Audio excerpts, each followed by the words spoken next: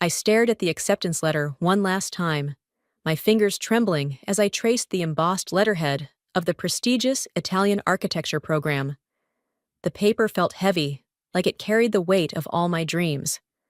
My name, Emma, looked beautiful printed there, followed by words that should have changed my life. "We are pleased to accept you." "Emma, get down here now!" Mom's voice shattered my moment. I knew that tone. It meant Truman needed something again. I tucked the letter into my desk drawer, buried beneath a stack of sketches and designs. It would stay there, collecting dust, just like my dreams. "Coming!" I called back, taking the stairs two at a time. The scene in our living room was familiar.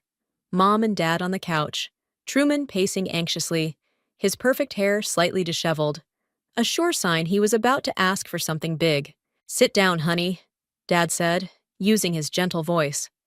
The one that always preceded bad news or impossible requests. "What's going on?" I asked, though I already knew. There was only one reason they'd gather like this on a Sunday afternoon. Truman cleared his throat. "So, Tiffany and I set a date for the wedding." "That's great?" I tried to sound enthusiastic, but my stomach was already knotting. "It's at the Grand Plaza," Mom beamed. "Isn't that wonderful?" The Grand Plaza. Of course. Only the most expensive venue in town would do for Golden Boy Truman and his Instagram-famous fiancée. "The thing is," Truman ran his hands through his hair, "we're a bit short on the deposit, and I know you've been saving up for whatever it was." "Architecture school in Italy," I said firmly. "I've been saving for 3 years." "Right, that." He waved his hand dismissively. "But this is my wedding, Em. The most important day of my life." Mom leaned forward. "Emma, sweetie, you can always study later. Truman needs this now. The deposit is due tomorrow, and they won't hold the date." "Later?" I laughed, but it came out more like a choke. "I'm 28. When exactly is later?" "Don't be dramatic," Dad sighed. "Family comes first. You know that."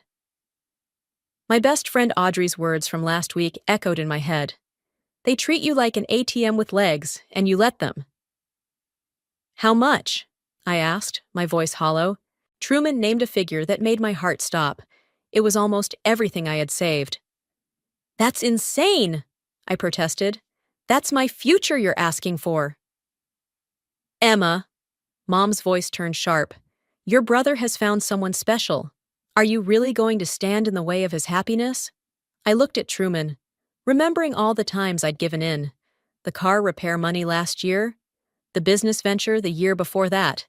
Every time it was, "Just this once," and "I'll pay you back." "You never paid me back for the car," I said quietly. "Oh my God, are you seriously bringing that up now?" Truman exploded. "This is my wedding." "And what about my life?" I shot back. "When does what I want matter?" The silence that followed was deafening. Mom looked like I'd slapped her. Dad wouldn't meet my eyes. And Truman just stared at me with that entitled expectation I'd grown to hate. "Fine," I finally said, standing up. "I'll transfer the money tomorrow."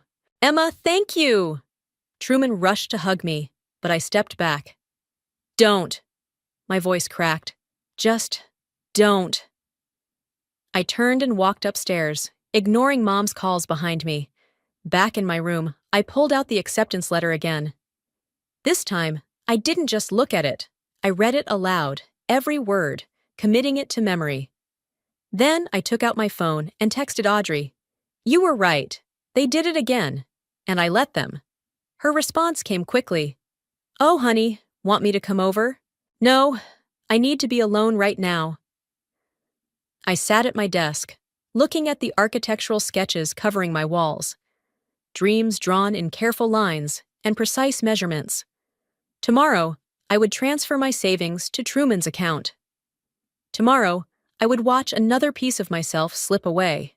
But something else was happening too. Something new and uncomfortable and terrifying. As I sat there, surrounded by the ghosts of my ambitions, I felt a spark of anger ignite. Not the usual resigned frustration, but something fiercer. Something that whispered, "This is the last time." I just didn't know then how right that whisper would be, or how much everything would change in just 1 year. 1 year can change everything. I was grading student projects at my desk in the community college when Audrey burst into my classroom, waving her phone like it contained state secrets. "Have you seen Instagram today?" she asked, breathless. I shook my head, red pen hovering over a particularly creative but structurally impossible design. "Some of us have to work for a living, Aud." "Well, your darling sister-in-law just posted quite the show." She perched on my desk, shoving her phone in my face. "Look." There was Tiffany, my brother's wife, draped across some guy who definitely wasn't Truman. The caption read, "Living my best life. New chapter G-stroke freedom." "Wow," I said, trying to summon some surprise but finding none. "That didn't take long." "That's all you have to say? Your brother's marriage is imploding after what, 10 months? I set down my pen and leaned back. "You mean the marriage that cost me my dream school? The one with the ridiculous horse-drawn carriage and diamond-encrusted centerpieces? That marriage?" "Okay, point taken." Audrey hopped off my desk. "Want to grab dinner? We can trash talk them both over wine." "Can't. I have to finish these grades and prep for tomorrow's lecture on sustainable urban development." I gestured to the stack of papers. "Living the dream, right?" "Joe, Emma," Audrey's voice softened. "You're allowed to be bitter about this." "I'm not bitter," I lied. "I'm teaching architecture to community college students instead of studying in Italy." "It's fine." My phone buzzed. A text from Mom. "Call your brother. He needs you." "Of course he does," I muttered, showing Audrey the message. "Don't you dare," she warned. "You've given him enough." Before I could respond, my classroom door creaked open again. This time it was Jarvis, another friend and fellow teacher. "Hey, Em, your brother's in the parking lot," he said, looking concerned. "He seems pretty messed up." I checked my watch, 9:45 p.m. "What's he doing here this late?" "Based on how he's swaying, I'd say drinking," Jarvis replied. "Perfect." I gathered my things, suddenly very tired. Guess I'm dealing with this now. "Want backup?" Audrey offered. "No, I got this. It's what I do, right? Fix Truman's messes?" The parking lot was dark, except for a few security lights. Truman's silhouette was easy to spot, leaning against my car. His usually immaculate appearance was gone, replaced by wrinkled clothes and messy hair. "Hey, sis," he slurred. "Remember when we were kids and you'd always protect me?" "What do you want, Truman?" He stumbled forward. "Tiffany's leaving me. She cleaned out our accounts."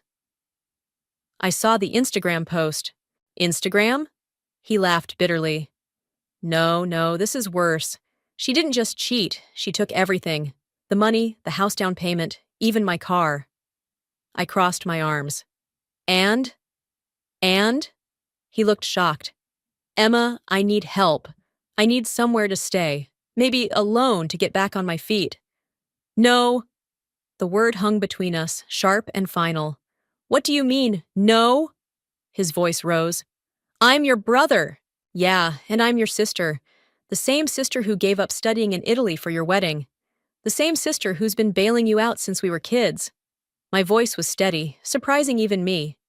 "But not anymore. Mom and Dad will—" "Let them," I cut him off. "I'm done being the family ATM." He staggered closer, grabbing my arm. "Please, Em, I've got nowhere else to go." I pulled away. "There's a motel down the street. Or call Mom and Dad. I'm sure they'll take you in. But I can't help you anymore, Truman. I won't." "You're just going to leave me here?" His voice cracked. "Like you left me with empty dreams and a drained bank account?"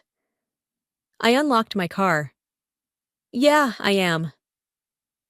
As I drove away, I watched him in my rearview mirror, standing alone in the parking lot. Part of me wanted to turn around, the same part that had always given in, always put him first, but something had changed in the past year. Maybe it was teaching young students about following their dreams while mine gathered dust. Maybe it was watching Tiffany's endless social media posts about their perfect life, bought with my sacrificed future. My phone started ringing, Mom's number flashing on the screen. I turned it off and kept driving. When I got home, I opened my desk drawer and pulled out that old acceptance letter. The paper had yellowed slightly, but the words still stung. "We are pleased to accept you." I didn't know it then, but this was just the beginning. Truman's late-night visit would set in motion events that would change everything for both of us. Sunday family dinners were always a battlefield, but this one promised to be nuclear. I could feel it as soon as I walked through my parents' front door and saw Truman sitting at the dining table, looking like he'd aged 5 years in 3 days. "Emma!" Mom rushed to hug me. "Thank goodness you're here. Your brother's been telling us everything." "Has he?" I met Truman's bloodshot eyes. "Everything?" Dad emerged from the kitchen, wiping his hands on a dish towel. "Why didn't you help him when he came to you?" "No, hello." "No. How are you?" Straight to the accusations. "Because I'm not his personal bailout fund anymore," I said, hanging up my coat. "He's family," Mom hissed, as if I'd forgotten. "He needs us." Funny how that only applies when he needs something. I sat down across from Truman.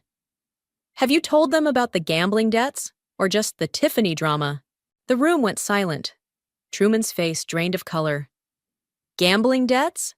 Dad's voice was dangerous and low. That's not important right now," Truman stammered. "Oh, I think it is." I pulled out my phone and opened a series of screenshots. "My friend works at the Grand Casino. Guess who's been spending thousands there every weekend?" Mom snatched the phone from my hands, her face growing paler with each swipe. "Truman, tell me this isn't true." "I was trying to win back what Tiffany took." He slammed his fist on the table, making the silverware jump.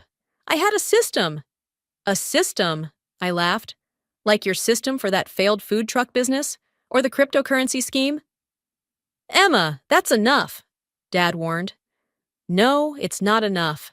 I stood up, my chair scraping against the floor. "You want to know why I didn't help him? Because every time we bail him out, he gets worse. He needs to face consequences for once in his life." "I'm right here," Truman growled. "Yeah, you are. Living in Mom and Dad's guest room, I assume. Still expecting everyone else to clean up your mess?" Mom started crying.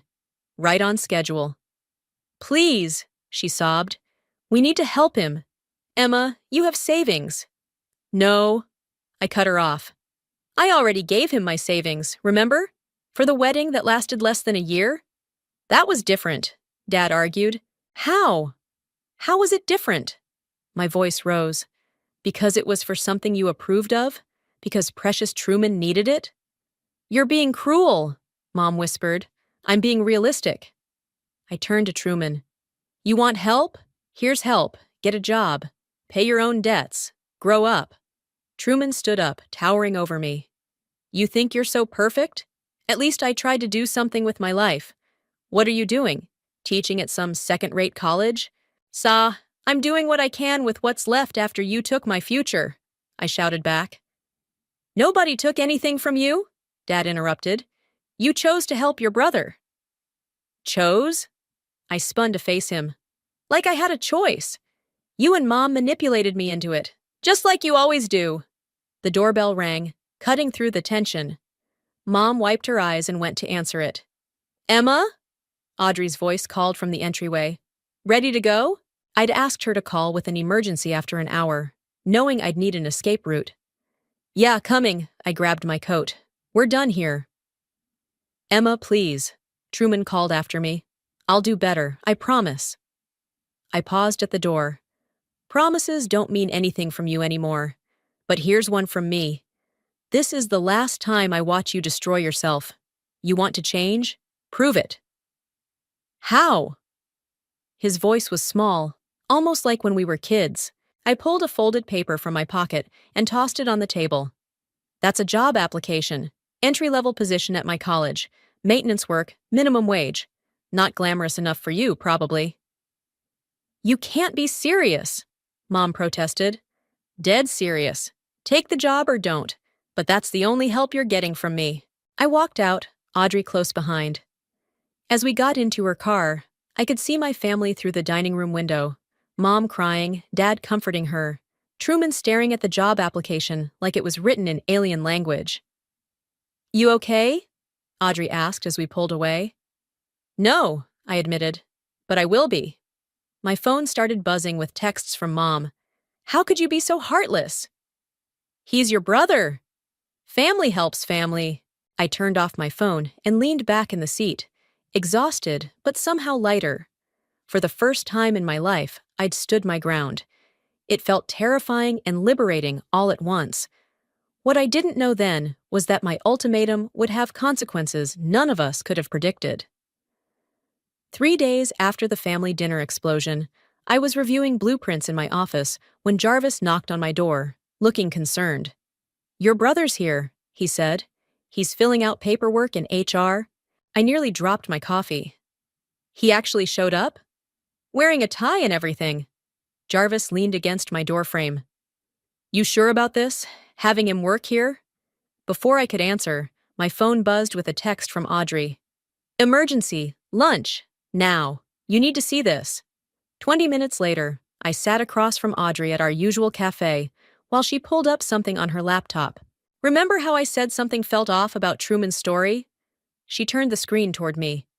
My friend at the bank did some digging. Look at these transactions. I scanned the document, my stomach dropping. These aren't just gambling debts. Nope. Audrey pointed to several large transfers. He was moving money around between accounts, taking loans from some pretty sketchy people. Classic pyramid scheme stuff. How much are we talking about? She named a figure that made me feel dizzy. I couldn't even finish the sentence. More than just casino losses? Yeah. Audrey closed her laptop. He's in deep, Em, like dangerous deep. The bell above the cafe door chimed, and I looked up to see Truman walking in, still wearing his new tie. He spotted us and headed over. Hey, he said, hovering awkwardly by our table. I got the job, starting tomorrow in maintenance. Congratulations, I said flatly. Who'd you borrow money from, Truman? He froze. What? The loans, the transfers. The real reason Tiffany left, maybe? His face went pale. How did you? Doesn't matter. What matters is you're not just gambling away your money anymore. You're in trouble with loan sharks, aren't you? Audrey stood up. I'll give you 2 a minute. After she left, Truman collapsed into her empty chair. I can explain. Please do. Explain how you got involved with people who break kneecaps for fun. It wasn't supposed to go this far, he whispered. I borrowed a little to cover some debts, then a little more to pay those debts. Then Tiffany found out and took everything before the sharks could get it, I finished. Smart girl. They're giving me 3 months, he said, staring at his hands. I thought if I could just win big once. That's your solution? More gambling? I don't know what else to do. His voice cracked. Mom and Dad's house is mortgaged to the hilt. You won't help. I'm running out of options. I took a long sip of my coffee, thinking about all the times I'd watched him dig himself deeper, all the times I'd thrown him a rope. The job pays $15 an hour, I said finally. If you work overtime and don't spend a penny on anything but food and basic necessities, you might save enough to make a dent. That would take years. Better than broken bones. I stood up. I have a class to teach. Don't be late tomorrow. As I walked back to campus, my phone rang. Mom again. I answered this time. Have you seen your brother? She demanded. Some scary-looking men came by the house asking for him. He's fine, I said. He got the job.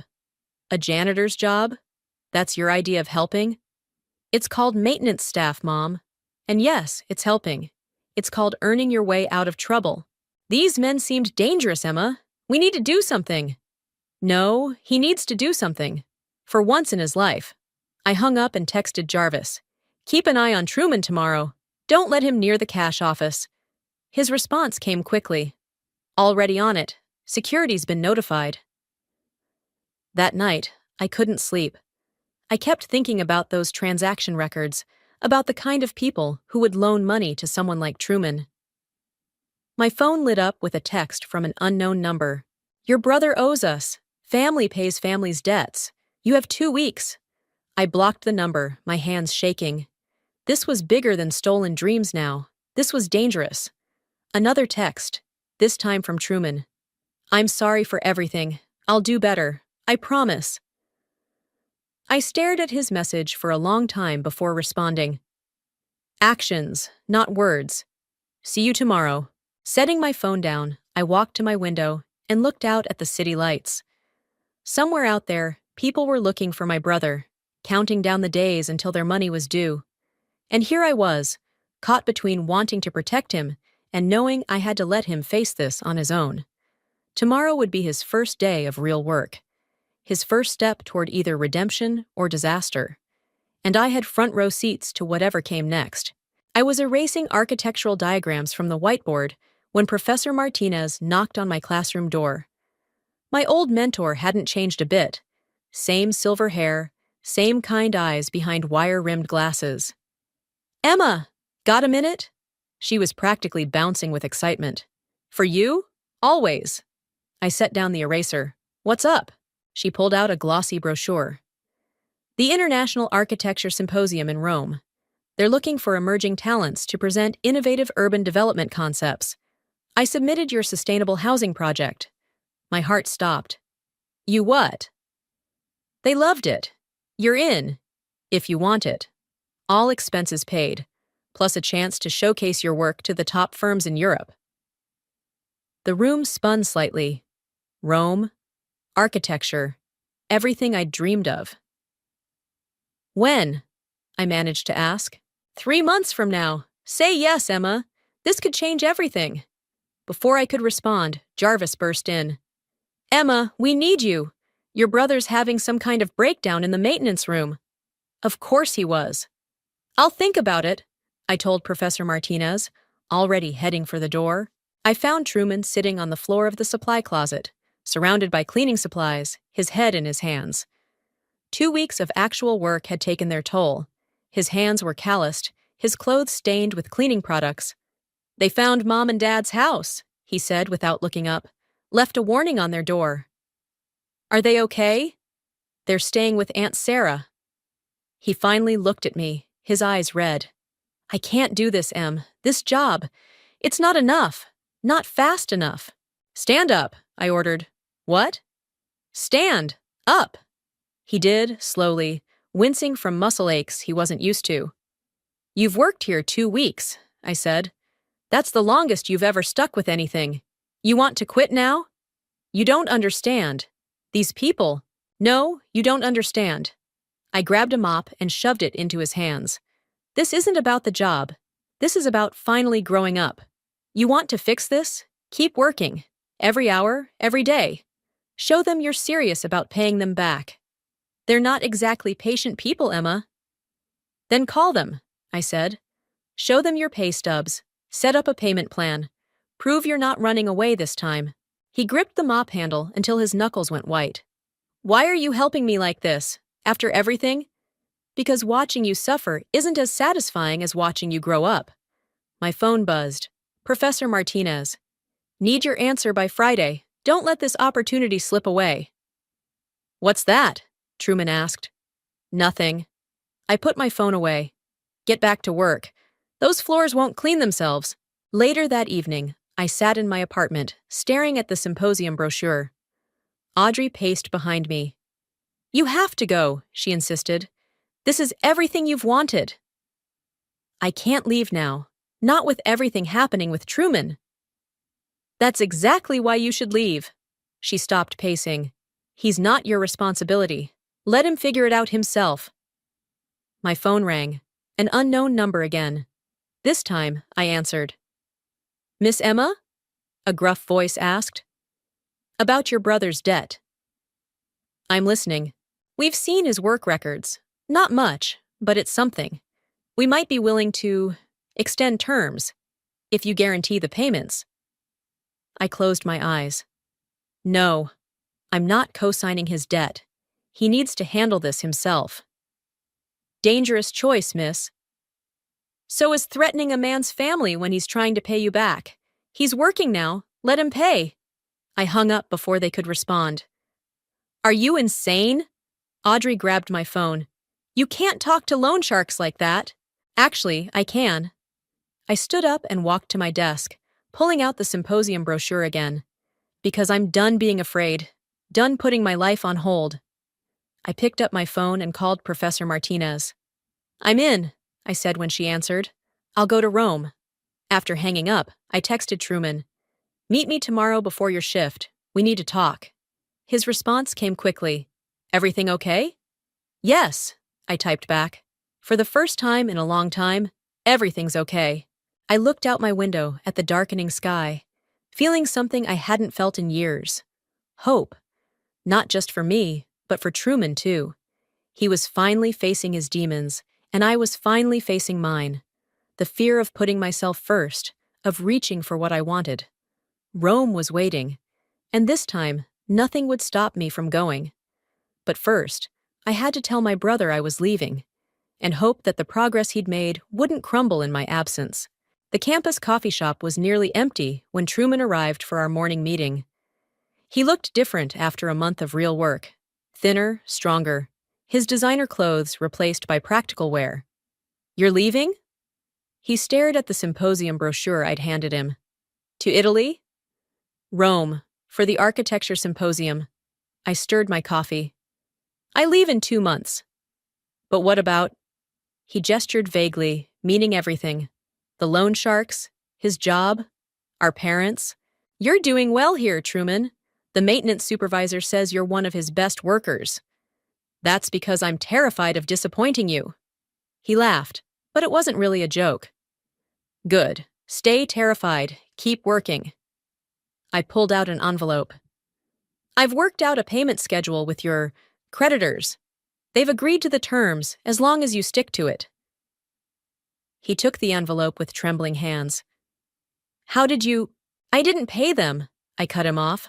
I just negotiated. The payments come from your salary. Miss one, and the deal's off. Thank you, he whispered. Don't thank me yet. I leaned forward. Because here's the hard part. I won't be here to watch over you anymore. I can handle it, he said quickly. Too quickly. Can you? Because Mom called me crying last night, said you were talking about taking a weekend trip to Atlantic City. His face flushed. It wasn't. I just thought. You thought what? My voice rose. That one big win would solve everything? I could pay them back faster. Or lose everything again. I stood up, my chair scraping loudly. Several students turned to look. You haven't changed at all, have you? That's not fair. I'm working my ass off here. Working isn't enough if you're still thinking like a gambler. He stood too, towering over me. You don't get to judge me. You've never made a mistake in your perfect life. Perfect! I laughed bitterly. I gave up everything for you. My dreams, my savings, my future. All so you could throw it away on a failed marriage and gambling debts. I never asked for that. No, you just expected it. Like you expected Mom and Dad to always bail you out. Like you expected me to fix everything. People were definitely staring now. Jarvis appeared from somewhere, moving toward us cautiously. Everything okay here? He asked. Fine, I snapped. My brother was just leaving. To go gambling, apparently. Emma, stop, Truman pleaded. No, you stop. I grabbed the payment schedule from his hands. You want to gamble? Fine, but this deal is off. Handle your own mess. Please, his voice cracked. I was just thinking about it. I wouldn't actually. Save it. I crumpled the paper and threw it at him. I'm done believing your promises. I stormed out, ignoring his calls behind me. Audrey caught up with me in the parking lot. That was quite a show, she said. He was going to gamble again. My hands were shaking. After everything, he was going to throw it all away. Was he? Or was he just thinking about it? She touched my arm. People don't change overnight, Em. He's had a month. To overcome a lifetime of bad habits? She shook her head. Maybe he needs more than tough love right now. My phone buzzed. A text from Truman. I'm sorry, I won't go. Please don't tear up the payment schedule. I'll do better. Then another. I'm scared you're leaving. And another. I don't know how to do this without you. I sat on the curb, suddenly exhausted. Audrey sat beside me. You know what's really scary? I said. Part of me wanted him to fail, to prove I was right about him. That's called being human. She bumped my shoulder.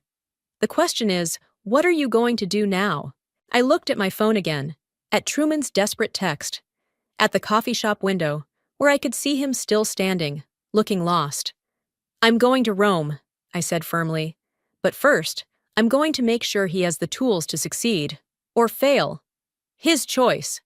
I walked back into the coffee shop. Truman hadn't moved. The payment schedule stays, I said. But I'm adding conditions.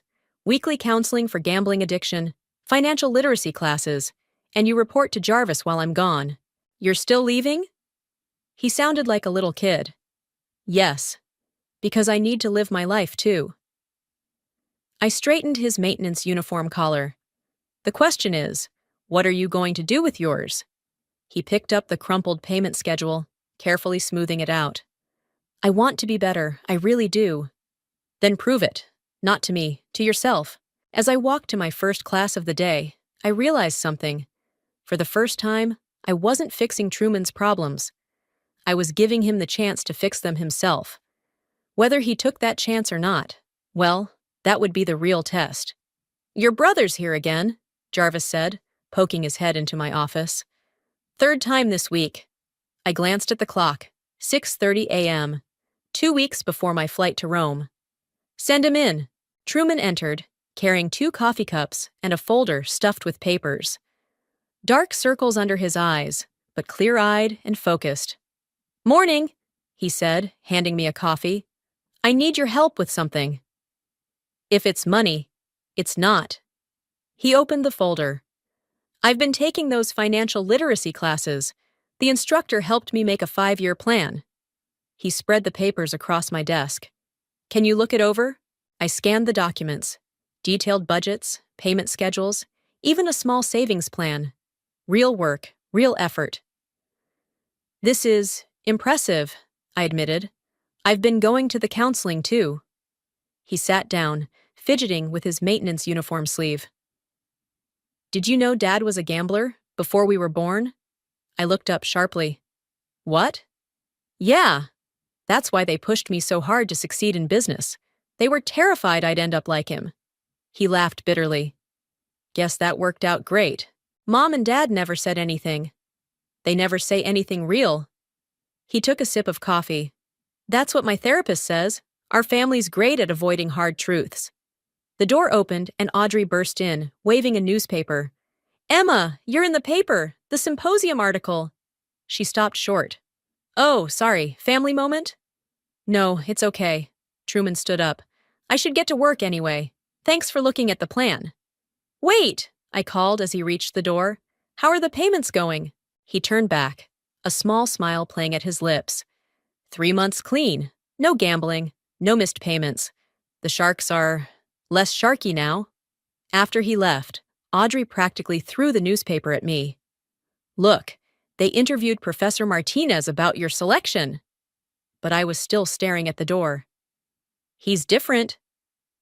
Who, Truman? Yeah, no kidding. She perched on my desk. Jarvis says he's been coming in early, staying late.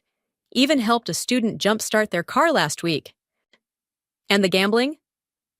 Clean as a whistle, goes straight home after work, attends his meetings. She nudged me. Your tough love worked. Maybe too well. I picked up his 5-year plan. Look at this. He's actually planning for the future. Isn't that what you wanted? Yes, but... I gestured helplessly. I'm still leaving in 2 weeks. And? And what if he relapses while I'm gone? What if... Stop. Audrey grabbed my shoulders. You're not responsible for his recovery. He's doing this for himself now, not for you. My phone buzzed. A text from Mom. Truman showed us his financial plan. Is this your doing? No, I typed back. It's his doing. Later that day, I found Truman cleaning windows in the main hall. Students passed by, some nodding hello. He'd become a familiar face on campus. Your plan, I said, holding up the folder. It's good, really good. But nothing. I handed it back. I'm proud of you. He nearly dropped his cleaning supplies. You've never said that before. You've never deserved it before. He set down his bucket. I'm scared about you leaving. I know. But I'm also happy for you. Finally getting your dream. Part of my dream, I corrected. The symposium is just the beginning. He picked up his bucket again. I'll keep sending Jarvis weekly updates, and I'll keep going to meetings. I promise. I believe you, I said, surprising myself by meaning it. That evening, I sat in my apartment packing for Rome. Audrey helped, occasionally sneaking looks at me. Just say it, I sighed. Okay, you're worried about leaving because you think he's only doing well because of you. But you're wrong. She folded a sweater. He's doing well because he finally hit rock bottom and chose to climb up. My phone buzzed. Another text from Truman. Found this while cleaning the storage room. Attached was a photo of an old architectural sketch I'd done years ago, forgotten in a filing cabinet. Still your best critic, he added. This design would never work. The support beams are all wrong. I laughed out loud. He'd been paying attention all those times I'd talked about architecture. He's going to be okay, Audrey said softly. Yeah, I replied, looking at the photo. I think he is. For the first time, the thought of leaving didn't feel like abandonment. It felt like trust. Trust in Truman's recovery, in his growth, in his ability to stand on his own. And maybe, just maybe, that was the greatest revenge of all. Not destroying him, but helping him become strong enough to save himself. Rome was waiting. And now, finally, I could go without looking back. The applause in the Rome conference hall faded as I stepped down from the podium. My hands were still shaking from presenting my sustainable urban housing project to some of the biggest names in architecture. Brilliant presentation, Professor Martinez beamed, hugging me. And those questions you fielded about cost-effective community integration? Perfect responses. My phone buzzed with a video call from Audrey. When I answered, I saw her squished into frame with Jarvis and Truman, all crowded around a laptop in my old office. We watched the live stream, Audrey squealed. You killed it. The part about renewable materials was genius, Truman added, though your Italian still needs work. I laughed. Since when do you speak Italian? Since I started taking night classes at the community college. He adjusted his maintenance supervisor badge, a promotion he'd earned last week. Someone's got to be able to translate when you're running your own firm in Rome. Getting ahead of yourself there, little brother? Actually, Professor Martinez cut in, he might not be. Come with me. She led me through the crowd to where two elegantly dressed women waited. Emma, meet Maria and Lucia from Bertoli Architects. They'd like to discuss your project, and perhaps your future. My heart stopped. Bertoli was one of the top sustainable architecture firms in Europe. Excuse me, I told the video call. Opportunity knocking. Go get 'em, sis, Truman said before disconnecting. 20 minutes later, I stood on the conference center's balcony, staring at an official offer letter from Bertoli. A real position with real projects in Rome. My phone rang. Mom. I saw your presentation, she said when I answered. Your father and we were wrong, Emma, about everything. Mom. No, let me finish. We always pushed Truman because we thought he was fragile. But we should have pushed you too, toward your dreams, not away from them. I leaned against the balcony rail, watching the Roman sunset. Truman's doing better than ever. Because you finally stopped catching him when he fell. You made him learn to catch himself. She paused. He's teaching a financial literacy class now, did you know? At his gambling recovery meetings. He didn't tell me that. Take the job, Emma. The one I know they just offered you. Take it and don't look back. How did you? Because you're my daughter, and I finally see how brilliant you are.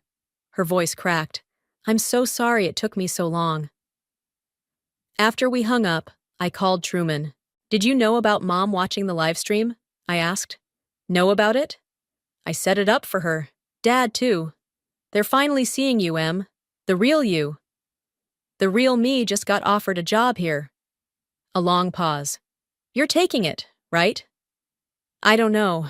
After everything, you deserve it more than ever.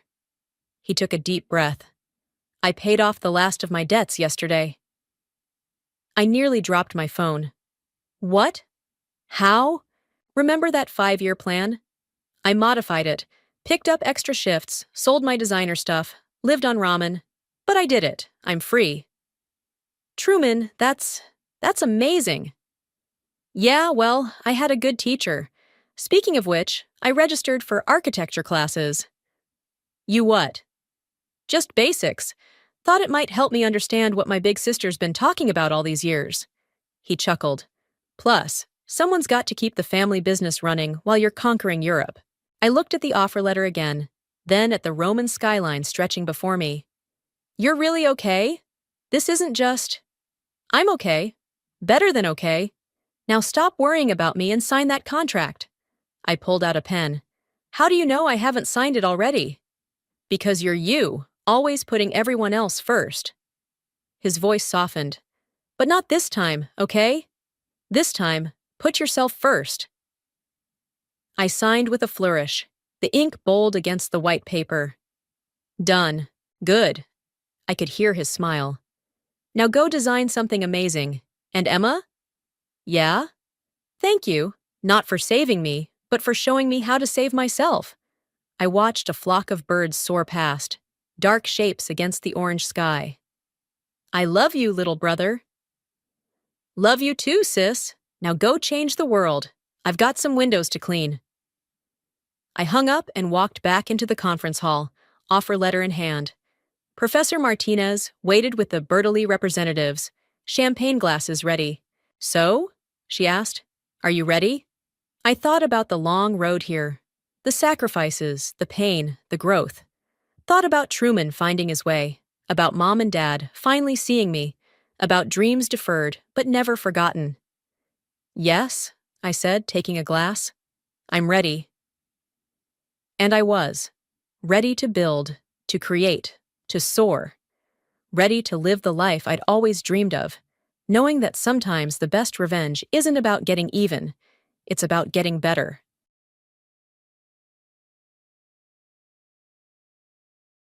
Massachusetts General Hospital's maternity ward, May 15, 2024. As the deep blue night sky reflected in the window, Sarah Thompson gazed through the nursery glass at her newborn daughter, Emma. Wrapped in a white blanket, the tiny life breathed peacefully, like an angel. In her 15 years as a pediatric nurse, she had witnessed countless births, but never had her heart felt so tight with emotion. From the 14th floor nursery, she could see the panorama of Commonwealth and Beacon Hill. The moonlight reflected on the Charles River. Though Sarah had worked at this hospital for 15 years since graduating from Boston College's nursing school, tonight she stood there with entirely different feelings. Marriage at 35, 3 years of fertility treatments, and finally, a long-awaited pregnancy. It had all seemed like a miracle. Mrs. Thompson. She turned to find Dr. Kleinman standing there with a grave expression. The veteran obstetrician with over 20 years of experience lacked his usual calm demeanor. I need to discuss your daughter's condition. Those words sank into her heart like heavy lead. As a medical professional, she understood all too well what that tone meant. Emma has been diagnosed with a cleft palate. There's an opening in her upper jaw that will likely cause feeding difficulties. The CT scan shows fissures in both the hard and soft palate. As she listened to the doctor's words, Sarah's professional knowledge clashed violently with her maternal emotions. Treatment options covered by Blue Cross Blue Shield, the number of specialists needed, long-term developmental impacts, all this information flooded her mind like a tidal wave. Beside her, her husband Michael squeezed her hand tightly. Working in IT, he was clearly struggling to maintain his usual composure. Surgery is possible, but we'll need to wait until she's 2 months old. In the meantime, we'll need to use special bottles and carefully monitor her weight. As the doctor continued his explanation, Sarah heard someone gasp behind her. Turning around, she saw her mother-in-law Barbara leaning against the wall. Her usually gentle expression was distorted, as if seeing a nightmare from 40 years ago. Born in Boston in 1959 and once a pediatric nurse at this same hospital, her face had turned ashen. "Barbara, are you all right?" When Sarah called out, Barbara shook her head slightly, as if coming back to herself. Her hands appeared to be trembling. "Yes, I'm fine. Just remembering the past." Sarah sensed something odd about those words, but she had no time to dwell on it. The doctor's explanation continued with details about using special bottles, weight management, and the care plan leading up to surgery. Occasionally, the chaplain would stop by to offer kind words. 5 days later, on discharge day, Barbara stood by the window and whispered, "In the old days." Her words trailed off, dissolving into the air unheard. Outside the room, warm winds had already begun carrying the scent of lilacs, heralding the approach of Memorial Day. Life in their Commonwealth Avenue home proved more challenging than imagined. Even with her nursing experience, feeding Emma with the special bottle wasn't easy. Emma struggled to swallow enough and often cried out in distress. Sarah carefully searched Whole Foods Market for special baby food and paid extra attention to her shopping at Star Market. Every night, Barbara helped Sarah with almost obsessive dedication. She drove her Volvo XC90 to accompany them to hospital appointments and took over household duties. Yet there was something unnatural about her behavior. Even when Emma was sleeping at night, she would secretly enter the room and point her smartphone camera at her. After returning from Sunday services at Sacred Heart Church, the sound of prolonged prayers could be heard. One day, Sarah happened upon Barbara in the living room, looking through an album. It was an old leather-bound volume, and Barbara was turning the pages through tears. Strangely, there wasn't a single photograph of Michael's childhood. Just as Sarah was about to ask, "What are you looking at?" Barbara hastily closed the album and tucked it away in a medicine box. Inside that box, something metallic gleamed briefly, what appeared to be a suture kit from the 1980s. As June approached and surgery day drew nearer, Barbara became increasingly agitated. Even during family dinners at Legal Seafoods, she often seemed lost in distant thoughts. This tendency became more pronounced as June 15th approached. "I must go to church on this day," she would say. As Sarah watched Barbara's retreating figure leave for church, she seemed to carry some heavy burden on her shoulders. Standing on the commuter rail platform watching her mother-in-law walk away, Sarah felt her anxiety growing. 12:15 a.m., June 14, 2024. 1 month after discharge from Massachusetts General Hospital, an unusual cry woke Sarah. Breaking the night's silence, punctuated only by the distant rumble of Commonwealth's light rail, came a sound distinctly different from Emma's usual cries. It was filled with pain and urgency. Sarah rose from bed in the blue glow of the bedroom clock. Beside her, Michael was breathing deeply in sleep. Through the window, Boston College's clock tower loomed faintly in the night fog. Emma.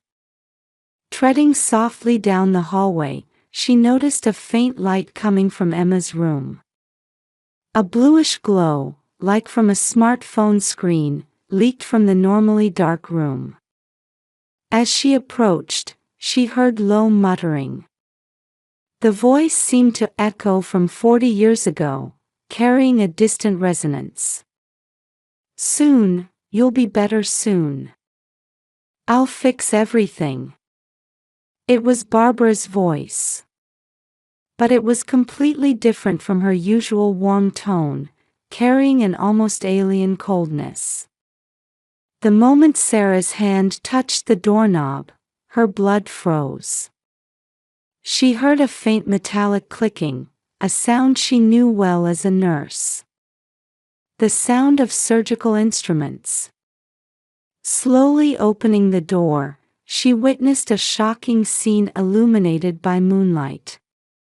There stood Barbara, holding surgical needles and thread. Standing over Emma's crib with old medical instruments that looked like they were from the 1980s. Dressed in white nightclothes that resembled a medical uniform, she appeared to be acting out a scene from 40 years ago. "Oh, Sarah. Look. I fixed her. She won't hurt anymore. Just like 40 years ago." Barbara's voice trembled with excitement. Looking closer, Sarah saw blood trickling from Emma's mouth. A special feeding bottle lay overturned on the floor, surrounded by scattered old medical instruments. "What are you doing? Stop!" Sarah's scream shattered the night's silence. Michael burst into the room, startled awake. The color drained from his face. "Mom, what is this?" Michael's voice shook. But Barbara, as if deaf to her son's voice, continued trying to perform the procedure. 911. Call an ambulance, quickly. Sarah's nursing training took over in this emergency. She quickly grabbed clean towels to stop Emma's bleeding. While beginning first aid procedures until the paramedics arrived, she tried to make sense of the chaos in her mind. Amid the family's panic, only Barbara remained eerily calm. It was an unsettling calmness, as if she were straddling the line between reality and fantasy. Just like 40 years ago, the same thing. "I couldn't save that child, but this time." As the ambulance sirens approached, those words hung in the air like a heavy mystery. The clock tower's bells striking 12:30 echoed like an ominous portent. Despite the late hour, the emergency department at Massachusetts General Hospital responded swiftly. Many staff members recognized Sarah from her previous work there. "Dr. Anderson, emergency. Infant with cleft palate, suspected inappropriate procedure." The gray-haired physician who appeared in response to the nurse's call froze at the scene. Particularly when he saw Barbara, his expression changed to something close to horror. "Barbara. No. It can't be you." All eyes turned to Barbara at those words. But she just stared into space, repeating incomprehensible phrases. Medical terminology from the 1980s created a discordant atmosphere in the modern emergency room. During the police questioning, Barbara's confusion peaked. Even the priest called from Sacred Heart Church couldn't calm her. "I just wanted to fix it, what I couldn't do back then." Called in by psychiatrist Dr. Rosenfeld, the possibility of 40-year-old trauma was suggested. In the process, unexpected documents were discovered in the hospital's old archives. They were Michael's birth certificate and another certificate, both dated May 15, 1984. However, one certificate included a date of death, June 15, 1984. Twins. "I had a brother." Michael's voice echoed heavily in the 14th floor corridor of Massachusetts General Hospital. The morning sun reflected off the Charles River, streaming blindingly through the high windows. Michael's hands trembled as he sat in the old leather chair, holding the ancient medical records Dr. Anderson had presented. The yellowed pages clearly stated the fact: Michael Thompson had a twin brother. Moreover, they were twins born with the same condition. Male infant, born May 15, 1984. Severe cleft palate. Dr. Anderson slowly turned the old pages as he read. Twins. Firstborn. His voice trailed off. Memories of 40 years ago seemed to reflect in the elderly doctor's eyes. Outside the window, Boston was awakening. The Green Line's morning rush hour sent subtle vibrations through the building. I was Barbara's colleague. She was a dedicated nurse. Especially in the newborn unit, more than anyone. Dr. Anderson sighed deeply. In that era, cleft palate treatment wasn't as advanced as it is today. Particularly for severe cases, the survival rates were nowhere near what they are now. May 15, 1984. Twin babies born with severe cleft palates. Even at Massachusetts General Hospital, they didn't have the advanced treatment techniques available today. No 3D ultrasound diagnostics, no prenatal diagnosis, none of today's surgical techniques. Within the limitations of medical technology at the time, Barbara fought desperately both as a nurse and as a mother. Both had the same condition. However, the older twins' case was more severe. Dr. Anderson pulled out an old photograph showing a young Barbara holding a newborn. Barbara provided round-the-clock care. Being a nurse herself, she tried everything possible, sometimes even beyond the rules. The old records contained detailed nursing notes, feeding amounts, weight changes, and treatment details. Barbara's meticulous handwriting conveyed her desperate determination. Back then, we didn't have special feeding bottles, and nutritional management wasn't as advanced as it is today. Barbara tried various methods, constantly innovating. Her colleagues were moved by her dedication. But after 2 months, on June 15, complications took the older twins' life. The death certificate was attached to the record, matter-of-factly. However, faint tear stains remained on the edge of that page. After that, Barbara changed completely. Sudden resignation. And Dr. Anderson gazed out the window. No one could blame her. As both a mother and a nurse, she had done everything humanly possible. As Dr. Anderson explained, all the mysteries began to make sense. The day she never missed going to church each year. The midnight prayers. The photos in the old album. Everything connected to this day 40 years ago. The absence of Michael's childhood photos was because seeing them would remind her of the child she lost. I never understood. Mother's pain. Michael's voice trembled. Who could have known that such deep pain lay behind his mother's gentle smile? That 40 years of weight was hidden in casual conversations. The wind whistling through Commonwealth Avenue's tree-lined street rattled the hospital window. The sound was like a baby's cry echoing across 40 years. In the corner of the room, Emma, having received emergency treatment, breathed peacefully. But why all this time? In Sarah's heart, anger transformed into sadness. Behind Barbara's disturbing behavior lay a mother's pain that had gone unspoken for 40 years. A truth she couldn't tell her son. And that pain had been reawakened by Emma's birth.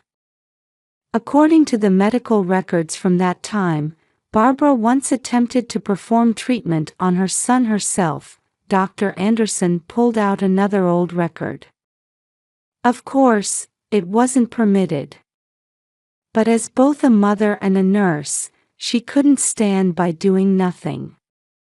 The trauma from that experience manifested in today's events. Outside the window, Boston College's bells tolled noon. The sound rang like a bridge connecting 40 years ago to the present. The bells of Sacred Heart Church chimed in harmony. We can't blame Mother, Michael's voice was filled with determination. But from now on. Just then, the hospital room door opened softly. Barbara stood there, accompanied by a psychiatrist. 40 years' worth of tears glistened in her eyes. With the latest surgical techniques, the success rate is over 95%. The 3D modeling pre-surgical planning is perfect. Dr. Anderson's words resonated through Massachusetts General Hospital's conference room. Outside the window, early summer sunlight sparkled on the Charles River. On the conference room's large screen, detailed 3D images of Emma were displayed. Barbara, look at this. This is modern medical technology, the doctor spoke gently. It's different from your era. Medicine has made definite progress. The screen showed detailed pre-surgical plans. Operating room reservations, post-operative care plans, rehabilitation schedules. Everything was meticulously planned. On the table lay catalogs of the latest medical equipment. This was exactly the future of medicine that Barbara had dreamed of 40 years ago.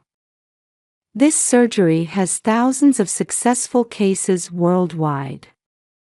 And we have the best surgeons, Dr. Anderson continued. Dr. Sarah Chen, an expert with 20 years of experience in cleft palate surgery. The conference room walls displayed photographs of numerous successful cases. Before and after surgery comparisons. Children living happy lives. These were proofs of hope that would have been unimaginable 40 years ago. Moving to the counseling room, the family spent a long time talking. With support from psychiatrist Dr. Rosenfeld, Barbara began confronting memories she had sealed away for 40 years. Outside the window, Commonwealth Avenue's trees swayed in the early summer breeze. The bells of Sacred Heart Church could be heard in the distance. I thought I could save that child. Barbara's voice trembled. Being a nurse, I thought I could do it, but... Michael quietly placed his hand over hers. Mom, it's okay that you never told me about my brother. I understand how painful it must have been. Family counseling continued as sunlight streamed through Sacred Heart Church's stained glass windows. They wove together past pain, present fears, and future hopes, one thread at a time. Dr. Rosenfeld, as a trauma care specialist, carefully began unwinding the knots in her heart. The surgery took place in early July and was a perfect success. Modern medical technology and 40 years of progress saved a life that couldn't be saved before. In the post-operative recovery room, Dr. Anderson smiled quietly. Barbara, your hopes have truly been carried forward to the next generation. The following spring, in Sacred Heart Church's garden, Emma spoke her first word amid the fragrance of lilacs. Her clear voice rang out. Mama. Tears fell from Barbara's eyes at the sound, this time, tears of joy. During dinner at Legal Seafoods, she quietly spoke to her family. I've decided to start a support group for mothers who've had similar experiences, she said, placing a new pamphlet on the table. It's called Hope for Tomorrow. Things are different now than they used to be, there's so much more hope. I want to share that hope with everyone. Barbara's voice carried new determination. Her volunteer work had begun at Massachusetts General Hospital's pediatric ward, transforming 40 years of pain into new hope. Every Thursday, she visited the hospital, sharing time with families in similar situations. She found new connections while shopping at Star Market. Sometimes, she would spend hours counseling at the Whole Foods Market Cafe. The sound of the commuter rail passing by shook Commonwealth Avenue's trees. That sound no longer brought fear. It was like bells announcing new beginnings. Our experiences can become someone else's hope. Barbara's words resonated with many people at the Hope for Tomorrow photo exhibition in the hospital lobby. There hung photographs of her from 40 years ago alongside current pictures of Emma. The thoughts of mothers, connected across time. The pain of the past doesn't disappear. But it can be transformed into hope. The sight of the three of them shopping at Whole Foods Market. The family smiles while choosing ice cream at Star Market. The time spent discussing the future over coffee at Dunkin' Donuts. Every June 15th, a special gathering takes place at Sacred Heart Church. A prayer meeting to transform old pain into new hope. Mothers from various generations come together. Family bonds sometimes hurt, sometimes heal, but always grow stronger. It's a new story of hope, woven across 40 years. Now, in the streets of Boston, a new morning is about to begin.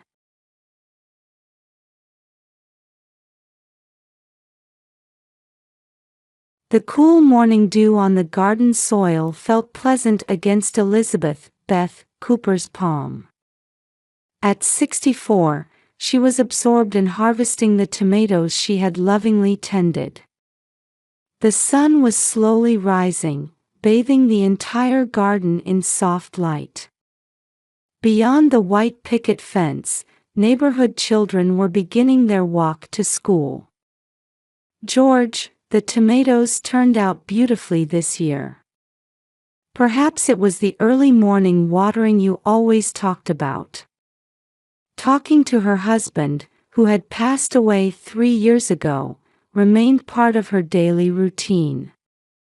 This garden, which they had nurtured together for over 30 years, held deeply etched memories. Under the rose bushes, George's beloved gardening gloves were still carefully preserved. On weekends, her son James, his wife Rachel, and their 4-year-old son Lucas would visit for Sunday brunch. Beth would start preparations the day before, baking apple pie with carefully selected ingredients from Whole Foods and preparing organic dishes to everyone's taste.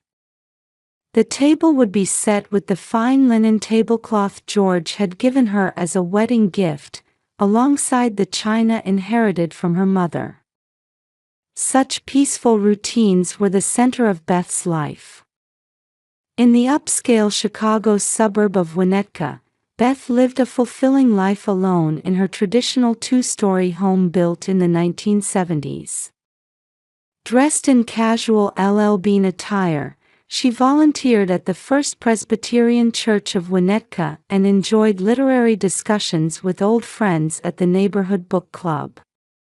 Above all, taking care of Lucas 3 times a week brought her the greatest joy.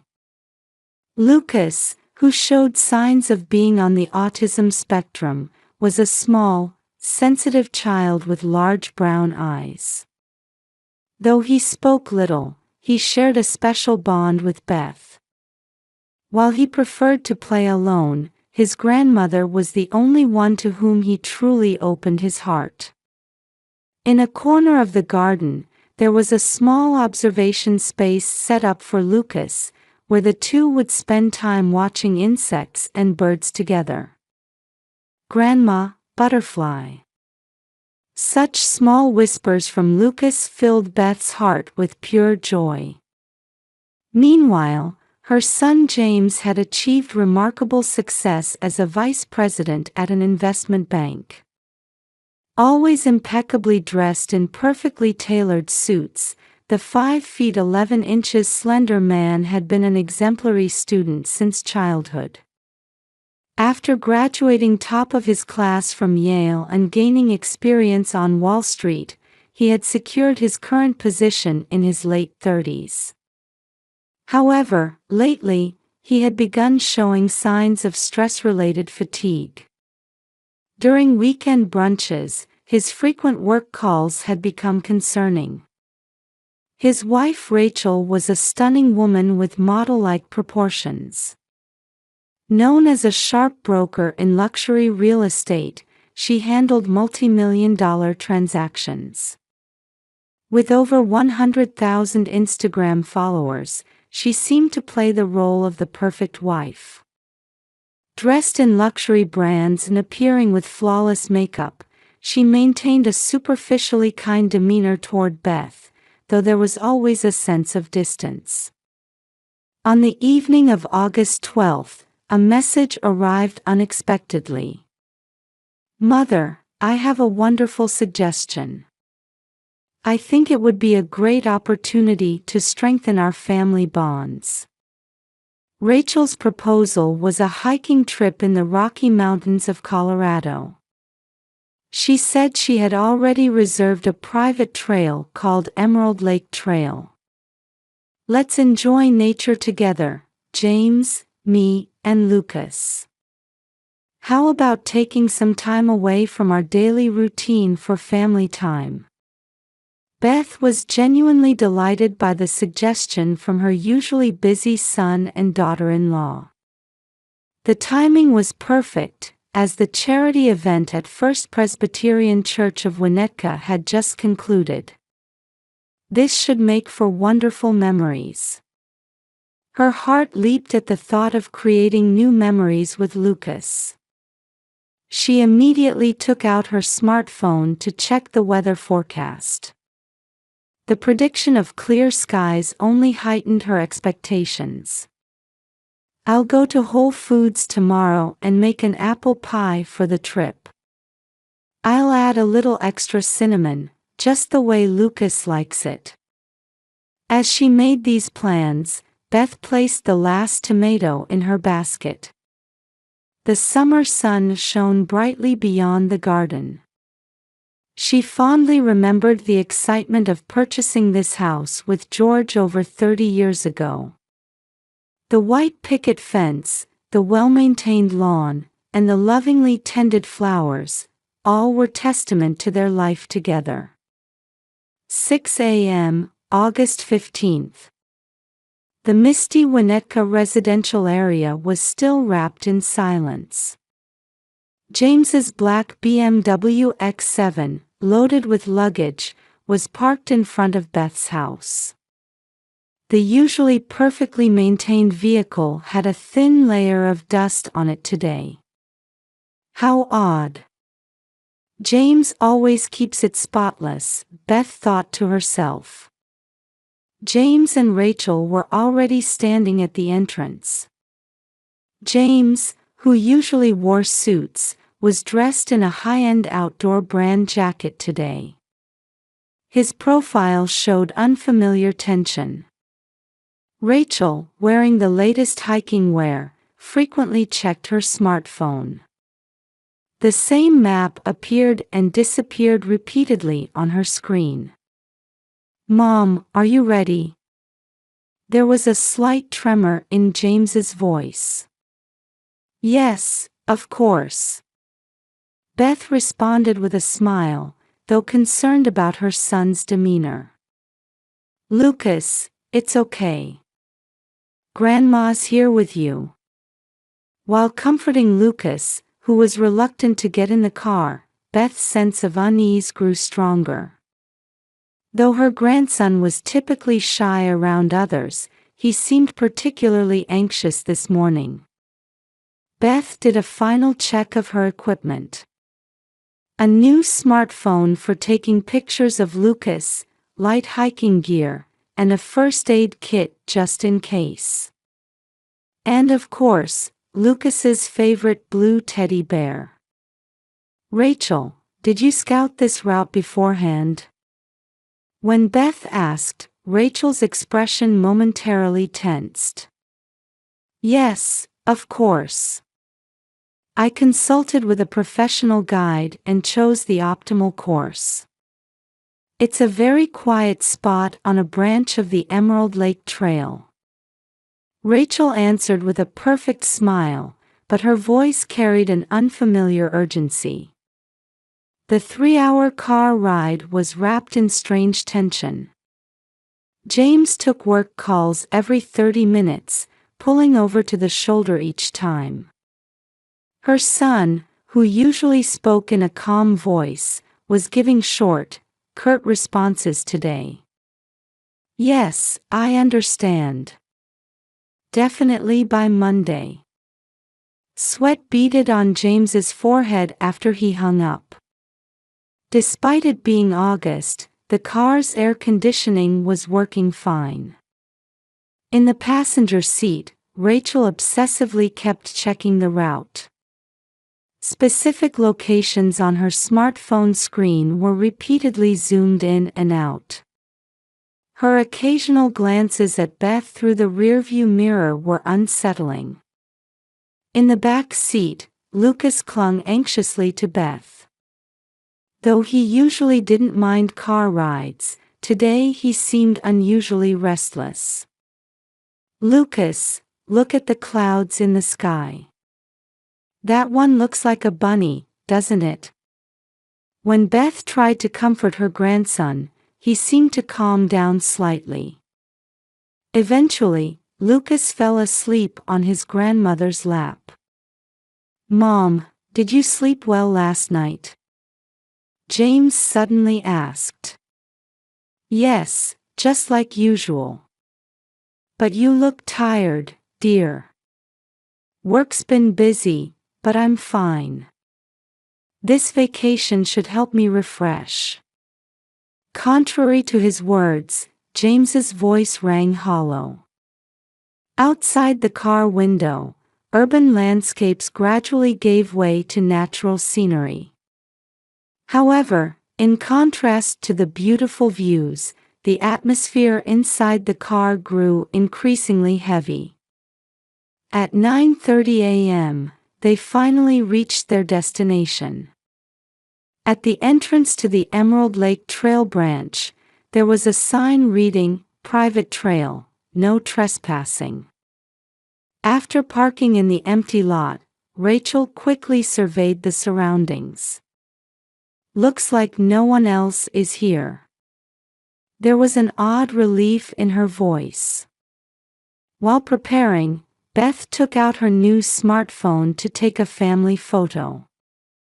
However, Rachel hastily stopped her. "Mother, let's take photos at the lookout point. The view from there is spectacular." The hike began. Rachel led the way, frequently checking the map. Beth followed second, holding Lucas's hand. James brought up the rear, still tied to his phone. The well-maintained walkway gradually transformed into a rocky path. Morning light filtering through the trees created a contrast of shadows and brightness. However, in Beth's heart, an ominous feeling gradually grew stronger. At 10:15 a.m., the group arrived at an observation point above 6,500 feet. A 30-foot cliff spread before them, with sharp rocks and bushes scattered irregularly below. There was no sign of other people around, only the mountain wind rustling through the trees. "The view from here is magnificent." Beth took out her new smartphone and started recording video. The screen captured the deep blue sky and verdant mountains. The thin air at this altitude made breathing slightly difficult. "Lucas, look! There's a hawk over there." Gently holding her grandson's hand, Beth pointed to the sky. A brown raptor was drawing elegant circles in the air. "Hawk, pretty." Lucas unusually spoke up, completely absorbed in watching the sky. Grandmother and grandson shared a quiet moment about 6 feet from the cliff's edge. That's when she heard an unnatural sound behind her. Turning around, she saw Rachel standing at a distance, holding her smartphone. However, there was no shutter sound. The screen remained black. "Mom." James's voice echoed unusually low. Footsteps approaching from behind. Clearly different from her son's usual gait, these were heavy steps. An inexplicable chill ran down Beth's spine. Then it happened. "Sorry, Mom." With those whispered words, a strong impact hit her back.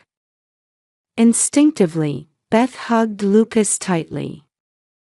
Her smartphone slipped from her hand, flying in a low arc, landing in the bushes at the top of the cliff. It continued recording quietly with its screen facing down. The world spun. Lucas's scream pierced her ears. The sound of cutting wind. The sound of clothes tearing. And consciousness fading away. "Lucas. Lucas." Even as she fell into darkness, Beth desperately continued to protect her grandson. 10:20 a.m. Dull pain shot through Beth's body as she lay on the intermediate rock shelf. In her faint consciousness, her first concern was her grandson's safety. Lucas had rolled into some bushes. Fortunately, branches had cushioned his fall, leaving him with only scrapes. Beth desperately signaled to her grandson, who seemed about to cry from fear. Tch. Lucas instinctively obeyed her subtle finger gesture. From above, she could hear her son and daughter-in-law's voices. Beth completely stopped moving. Enduring the pain from what might be broken bones, she played dead. Moving in this situation could bring further danger. And more importantly, the smartphone continued recording everything. The conversation on the cliff. The sound of wind. And gradually, the horrifying truth becoming clear. In Beth's heart, deep maternal sorrow intertwined with a strong will to protect her grandson. The sun continued to shine brightly in the sky, and the hawk continued its majestic circling. However, in just a few minutes, her world had completely changed. At 10:25 a.m., Beth had fully regained consciousness. Through the pain and fear coursing through her entire body, she held her breath and listened to the conversation above. Lucas, as if instinctively understanding the situation, remained quiet in the bushes. "She's dead." James's voice carried a coldness that Beth, who had loved him as a son, could never have imagined.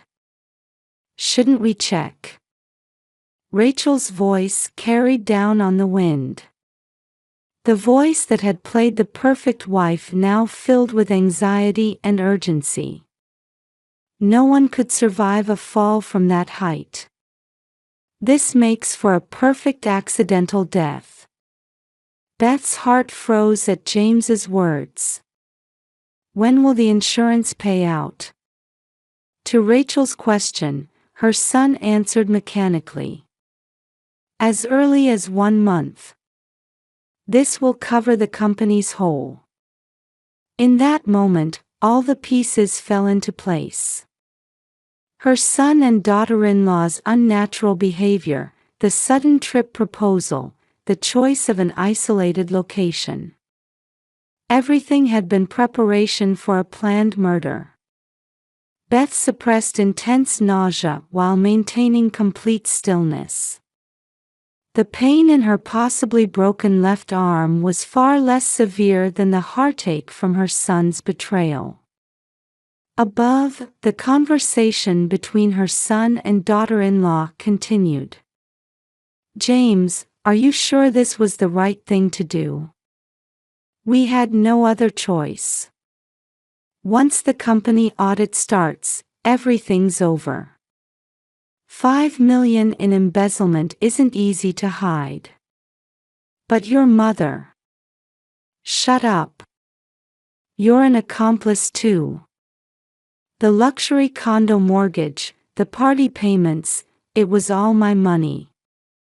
Beth held her breath. She never imagined her son's life would unravel like this. Yale University valedictorian, investment bank vice president, perfect family. Was it all just a facade? At that moment, Lucas made a small movement. His eyes, peering through gaps in the bushes at his grandmother, were filled with anxiety and fear. Beth tried to reassure him by slightly narrowing her eyes. "I'll call 911. Rachel's voice was shaking. "Wait. First, check the surroundings. We need to eliminate any evidence." At those words, Beth strengthened her resolve. She had to continue playing dead now. For Lucas's safety. And to preserve the evidence. The smartphone that had fallen into the bushes at the top of the cliff was still recording. Though the screen faced downward, its microphone captured all conversations. The couple remained unaware that their voices were being recorded. On the cliff above, Rachel appeared to be calling 911. "Please help. My mother-in-law, from the cliff." Perfect acting in feigning distress. Her social media honed acting skills were now manifesting in a terrifying way. "We're at a branch of the Emerald Lake Trail. We were hiking as a family when, oh, how terrible." Reporting with a tearful voice. However, her voice carried calculated modulation. James began his act too. "Mom. Mom. Please, hold on." It sounded exactly like when he called out with fever as a small child. But now it carried an entirely different meaning. For about 45 minutes until the rescue team arrived, Beth maintained complete stillness. While her body's pain increased, her heart ached even more. As her son and daughter-in-law continued their act of waiting for rescue before her eyes, she quietly accepted the collapse of her son's life. Yale University graduation ceremony. The vice president promotion party. Lucas's birth. All those happy memories now took on a different hue. However, in this situation, Beth could do only one thing: protect Lucas and reveal the truth. That was all. Soon, the roar of a rescue helicopter echoed against the mountainside. Minutes later, a mountain rescue team member carefully approached Beth for confirmation. A young team member in orange rescue gear reached out to check her pulse. At that moment, Beth whispered in an extremely low voice, "I'm alive. But please act as if I'm dead." The team member's hand paused momentarily. "Why?" the member whispered back. "My son and daughter-in-law tried to kill me. Everything is recorded on the smartphone at the top of the cliff. They think I'm dead. Please, my grandson is in danger." The professional team member continued to act as if performing normal rescue operations without changing expression. He radioed headquarters. Code 472. Situation at scene more complex than anticipated. Headquarters immediately responded to the encrypted rescue code. Police notification began. Meanwhile, on the cliff above, the son and daughter-in-law continued pretending to be distraught. "That mother would." Rachel's tearful voice resonated as perfect acting. "I'll need to confirm." A newly arrived police officer began to investigate the scene. "To confirm the body." "No." James's voice rang out abnormally strong. "I don't want to see my mother like that." However, the police officer's eyes had already caught the unnatural circumstances. Why was this location without safety railings chosen? Why bring an inexperienced hiker to such a dangerous spot? A drone deployed to assist in the search discovered the smartphone in the bushes. 3 hours of recorded video contained all the truth. "James Cooper, Rachel Cooper, you're under arrest for attempted murder." The police officer's voice echoed across the wilderness. "This is a misunderstanding.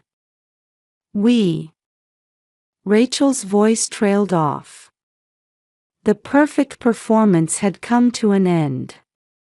James showed no resistance, just staring ahead with empty eyes. Before the company audit revealed, we tried to cover it with insurance money. The confession began with surprising ease. the truth came to light. $5 million in investment losses. $3 million embezzled from company funds. A plan to cover it with life insurance money. 2 weeks of careful scouting and planning. The insurance amount was increased 1 month ago. James just nodded to the investigator's words. In the ambulance, Beth could finally shed real tears. "Lucas, it's okay now." Her arms holding her grandson still ached, but the pain in her heart was far deeper. The ambulance descended the mountain.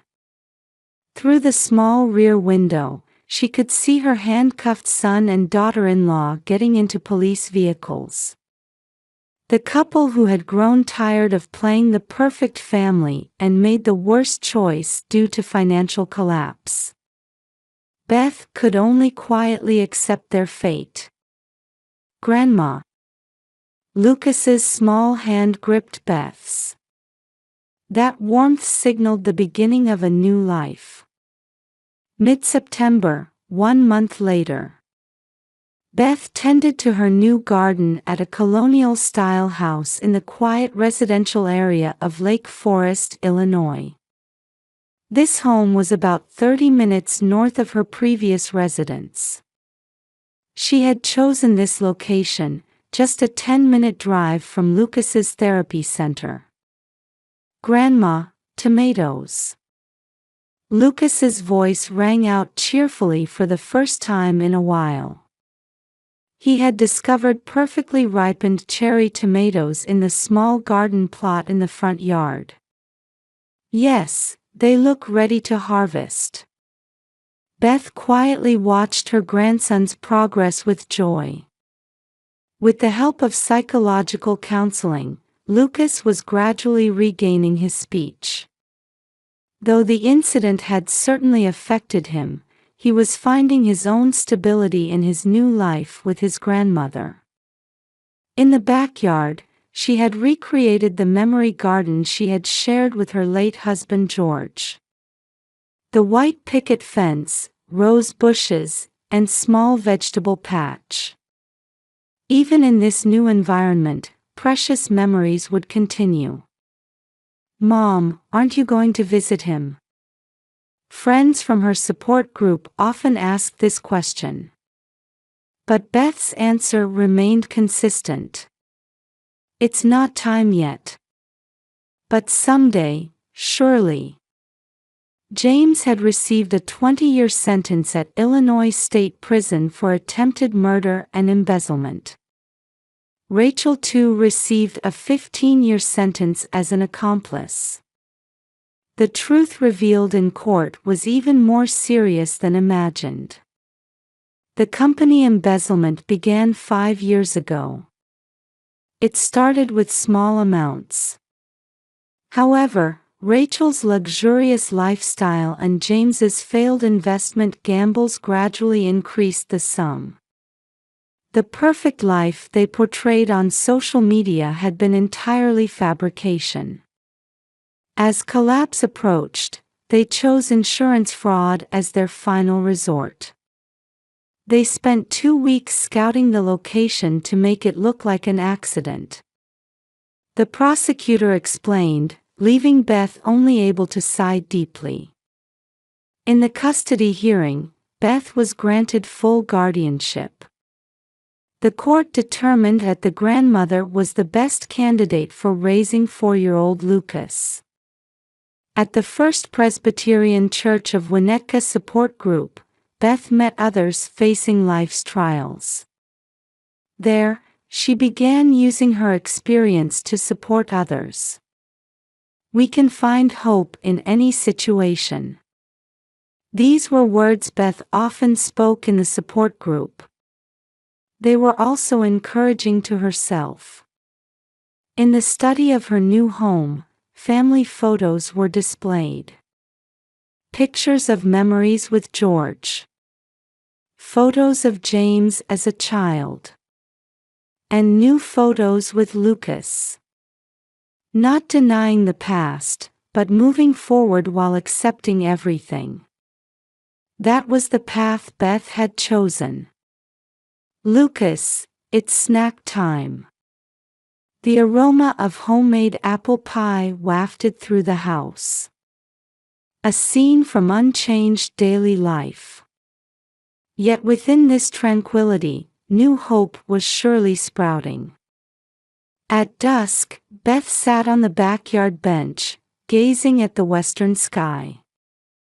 Beside her, Lucas was intently studying his new picture book. "George, please watch over us." Smiling toward the sky, Beth quietly made a vow. To continue cherishing each day. And to carefully nurture this new bond forged through adversity. Tomorrow would bring another new day.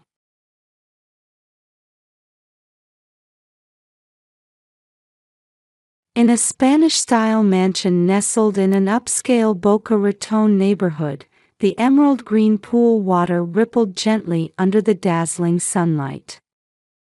In the courtyard surrounded by white stucco walls, bougainvillea bloomed in vibrant colors.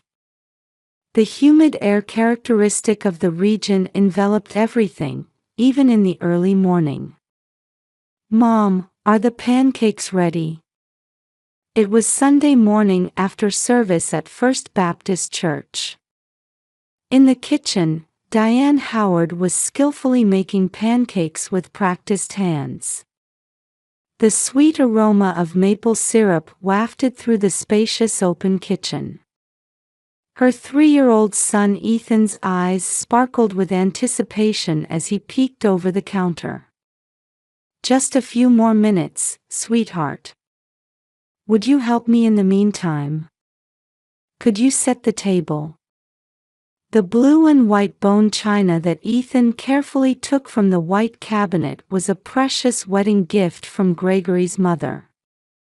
Diane, a former pediatric nurse at Mayo Clinic Jacksonville, smiled as she watched her son's careful movements.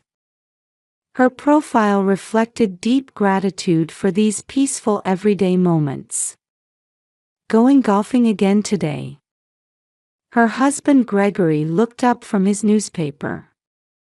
While scanning the economics section of the Wall Street Journal, he confirmed his usual weekend golf plans. As CEO of a real estate development company, he had achieved great success during the 2008 real estate bubble.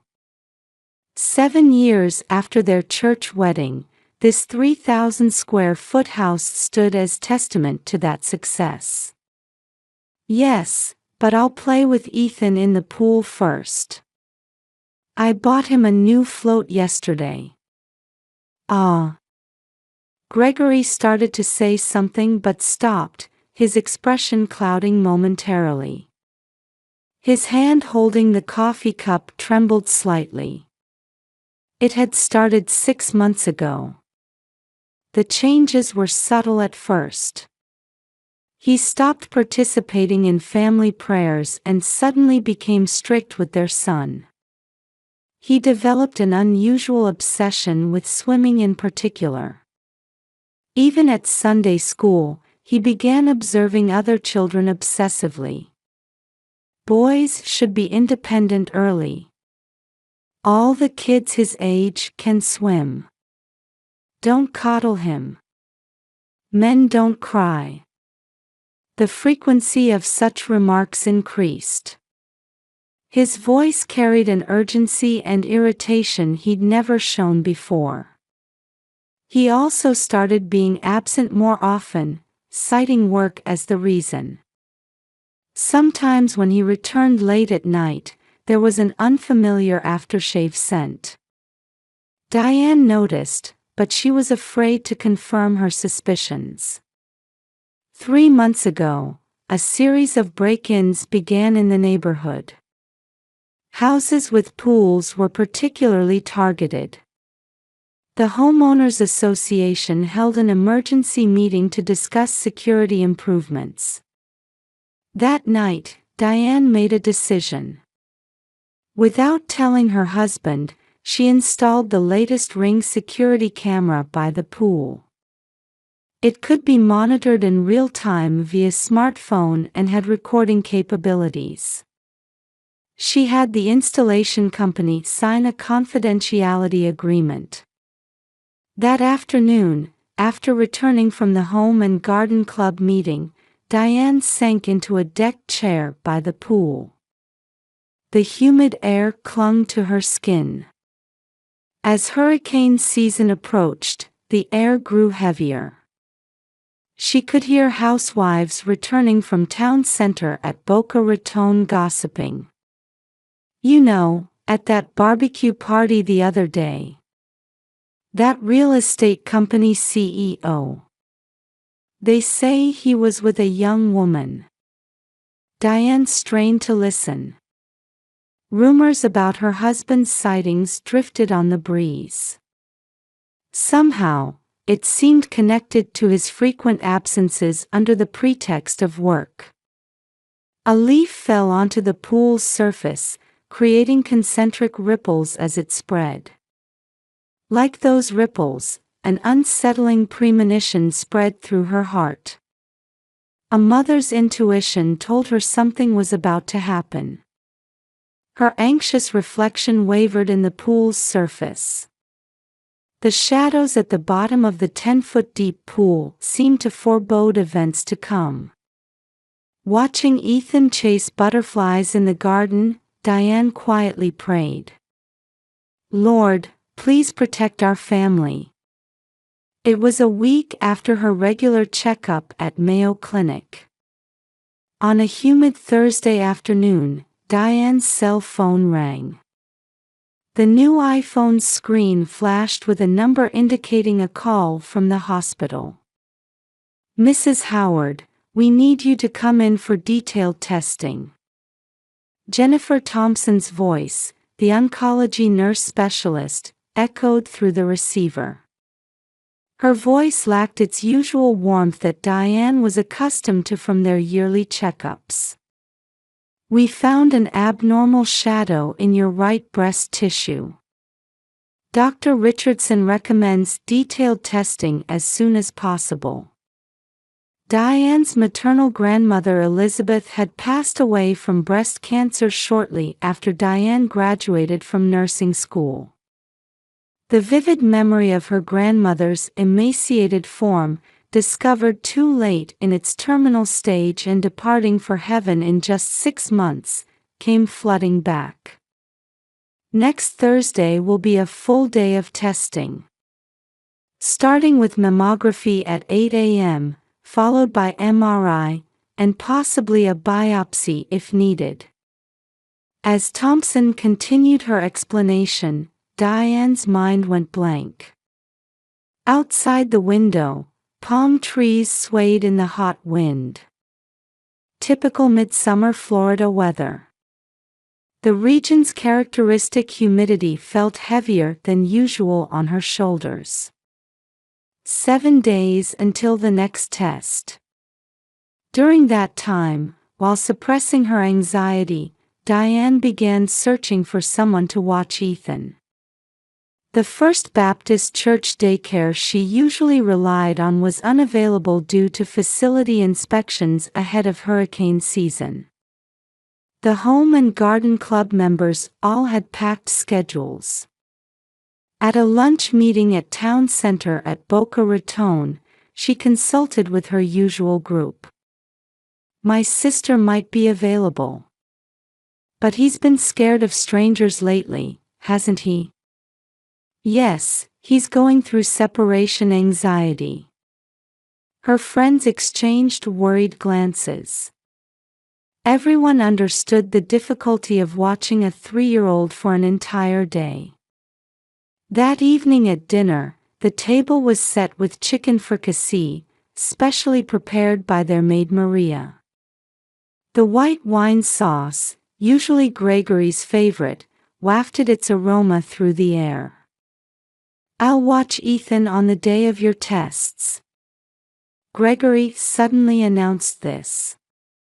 He stopped cutting his chicken and looked at Diane with a serious expression. Really?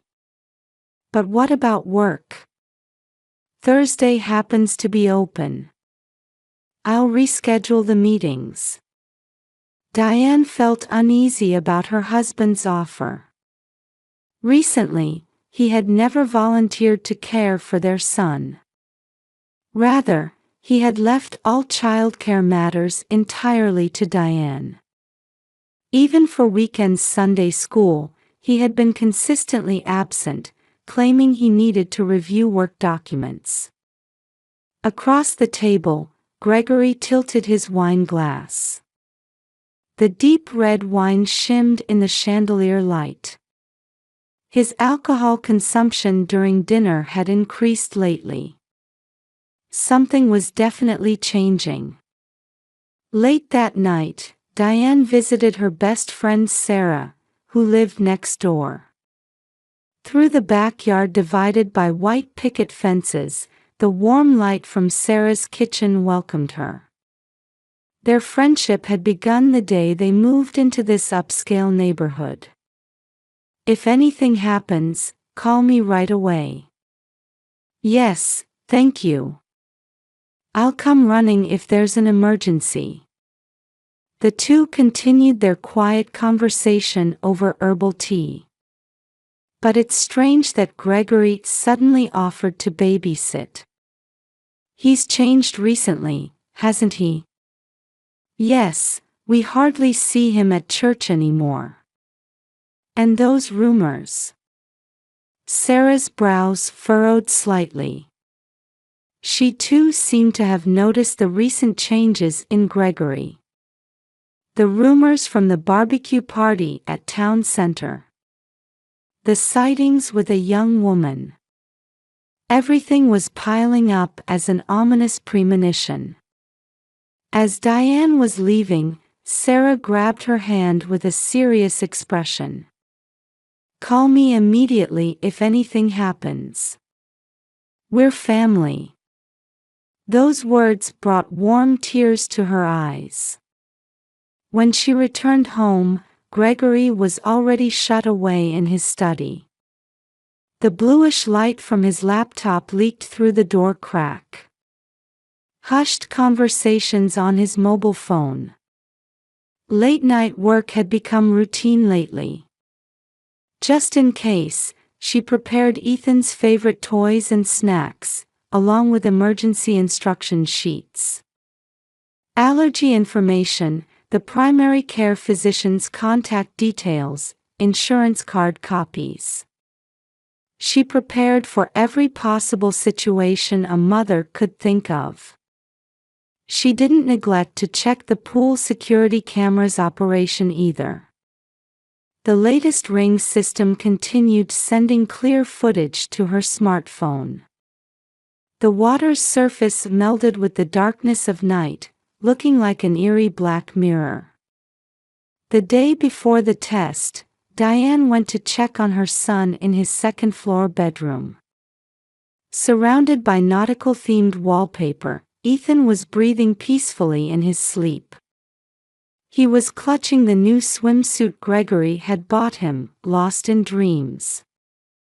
Mama, can we play in the pool tomorrow? At his sleep-talking words, Diane's heart clenched. Anxiety and premonition weighed heavily on her heart like a dark shadow. In the back of the closet was a life-size doll used for Christmas decorations.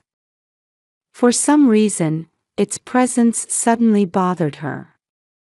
The doll's golden curls closely resembled Ethan's hair color. The quietly reclining doll seemed to hold special significance this night.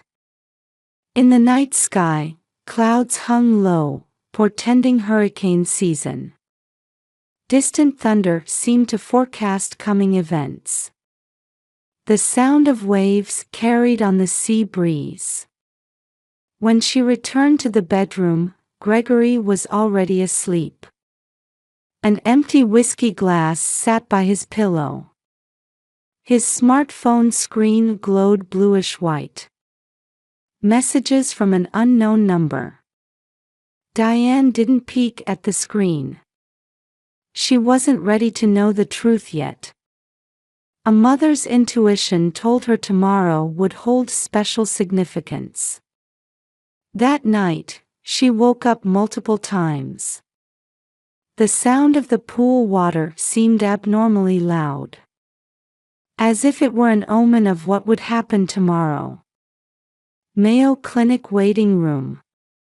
15 minutes until the testing begins. In the space surrounded by white walls, Diane heaved a deep sigh. Anticipating morning traffic, she had left home an hour earlier than planned. I-95 was already showing signs of rush hour, but she managed to arrive on schedule by taking back roads. When she left, Ethan was still sleeping. She had gently kissed his forehead and tucked his favorite camouflage blanket around him. His small sleeping face filled her with an almost painful tenderness. "Mama will be back soon, sweetheart." In the kitchen, still fragrant with pancake breakfast, Gregory had been reading the newspaper as usual. However, she had noticed an unfamiliar cell phone beside his coffee cup. The wall clock in the waiting room ticked slowly. The tense atmosphere of other patients waiting for their tests hung in the air. Diane mechanically flipped through the magazine she'd brought, not taking in any of the content. Then, her smartphone rang. Seeing the displayed name, her heart rate suddenly spiked. "I'm making him swim." Gregory's voice flowed from the receiver. His tone was different from his usual composed manner, somewhat excited. She could detect the characteristic slurring of alcohol. "What did you say?" "I'm keeping him in the pool until he can swim by himself. He's a boy, don't coddle him." In the background, she could hear ice clinking.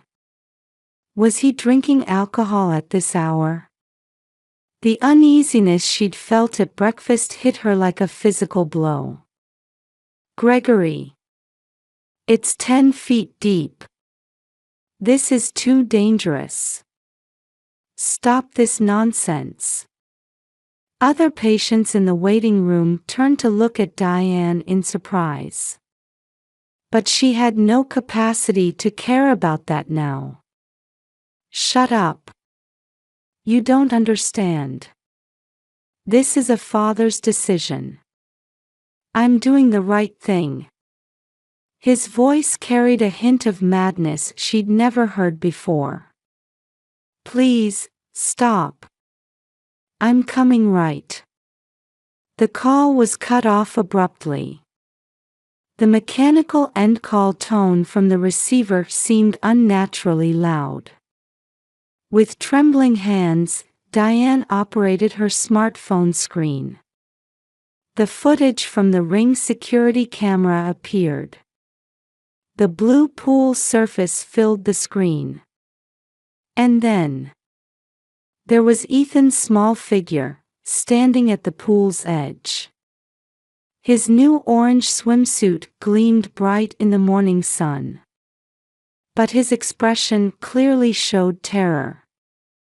Even through the screen, she could see his small body trembling. "Mrs. Howard. It's time for your tests." A nurse in white called from somewhere distant. She held test preparation documents in her hands. "I'm so sorry. There's a family emergency. I need to postpone the tests." Leaving the confused nurse behind, Diane rushed out of the clinic.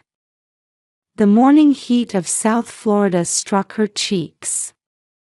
The temperature had already exceeded 85 degrees, and the parking lot's asphalt reflected heat like a steam bath.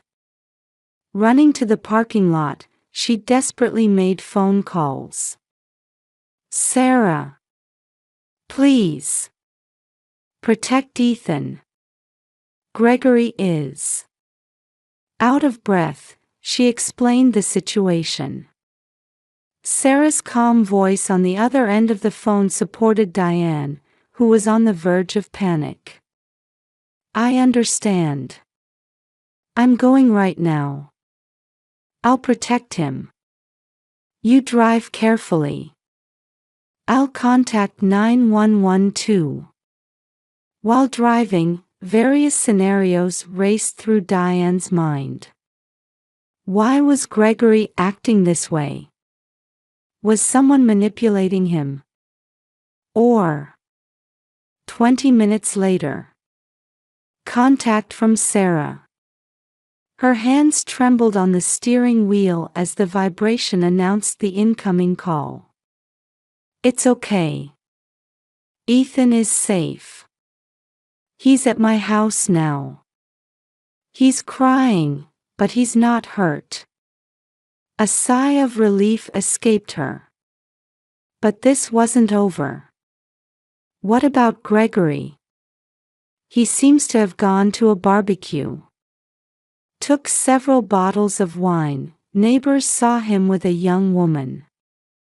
Those words suddenly connected all the previous unsettling feelings. Returning home, Diane retrieved the life-size doll from the closet. She hurriedly dressed it in her son's swimsuit, adjusting the hair and skin color to match. Her hands trembled. But what she had prepared for was now becoming reality. She positioned the doll by the pool, adjusting the camera angle. The water's surface gleamed bright in the sunlight. The wind had stopped, leaving the surface mirror calm. Checking the recordings. Gregory's abnormal behavior. Ethan's face contorted with fear. And the figure of a young woman. Everything had been recorded. Around 4 p.m., Gregory's figure appeared on the security camera, returning from the barbecue. His gait was unsteady, clearly intoxicated. He approached the pool. The sight of his son floating on the surface. Rising bubbles. Panic crossed his pale face. That expression was clearly recorded by the camera. "Ethan!" His scream echoed through the quiet residential area. In the interrogation room at the Boca Raton Police Department, Gregory covered his face with both hands. 48 hours had passed since the discovery. "I admit to the affair." Gregory's confession began from an unexpected angle. His voice, now sober, showed no trace of his previous arrogance. The relationship with Rachel Martinez began 6 months ago. The detective took notes dispassionately. When she heard that name, Diane, listening in the adjacent room, suddenly stood up from her chair. That evening, local news broadcast shocking footage. Real estate mogul arrested on attempted child abuse charges. Female accomplice arrested simultaneously. Special news broadcast by major local station WPTV. When she saw the woman's face on screen, Diane gasped. Rachel Martinez. She was a patient's family member Diane had met at Mayo Clinic Jacksonville 5 years ago. The memory came back vividly. A mother who had lost her son to congenital heart disease. Despite the medical treatment being appropriate, she had misunderstood Diane's care as cold. "You don't understand. The pain of losing a child." Her figure leaving the hospital shouting those words still remained in Diane's heart. For revenge. The truth revealed during the investigation was more sinister than anyone had imagined. From her psychological trauma and social isolation, Rachel had formulated a meticulous plan. She had identified Diane's family through the First Baptist Church directory, thoroughly investigating the husband's weaknesses. Gregory's character flaws. His tendency toward alcohol dependence. And his narcissism. She had skillfully exploited them all, inciting abuse of his son. You can be a strong father.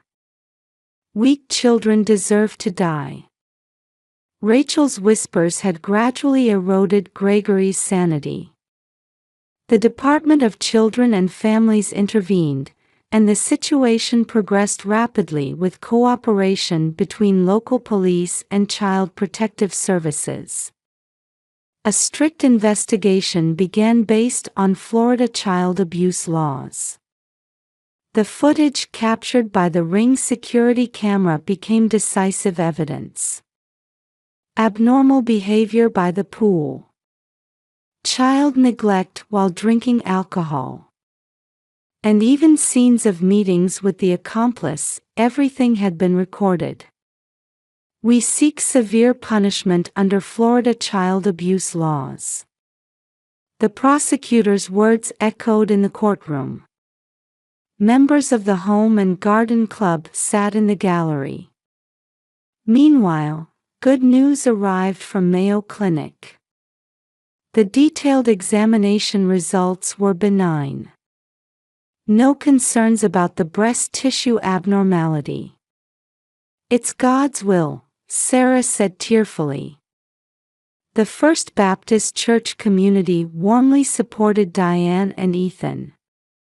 Their places were always set at the potluck dinner after Sunday service. Having received full compensation, she decided to return to work as a pediatric nurse. I want to use this experience to help families in similar situations. A new life was beginning. She purchased a small house near town center at Boca Raton. The church spire was visible from the second-floor window. There was no pool. Instead, Ethan's play equipment stood in the spacious backyard. On Sundays, Sarah's children came to play. Mama, can we play together again? Yes, anytime. Mama will always be right here. Church bells rang from the Fountain Plaza at Town Center at Boca Raton. A wind announcing a new season began to blow in the evening sky of Gator Country. Ethan's laughter carried on the warm breeze. And one more change. Diane decided to establish a counseling program at the hospital. A grief care program for parents who had lost children. There's always hope, no matter the situation. New patients listened to her words. Sometimes, among them were people with expressions similar to Rachel's. But this time, she knew how to accompany them through their pain. At First Baptist Church's Sunday School, prayers are still offered every week for children's safety. Within that circle, Ethan sings hymns with his new friends, smiling. May the Lord's blessings be upon you. The words of prayer dissolved into Florida's blue sky. It seemed to announce the beginning of a new chapter.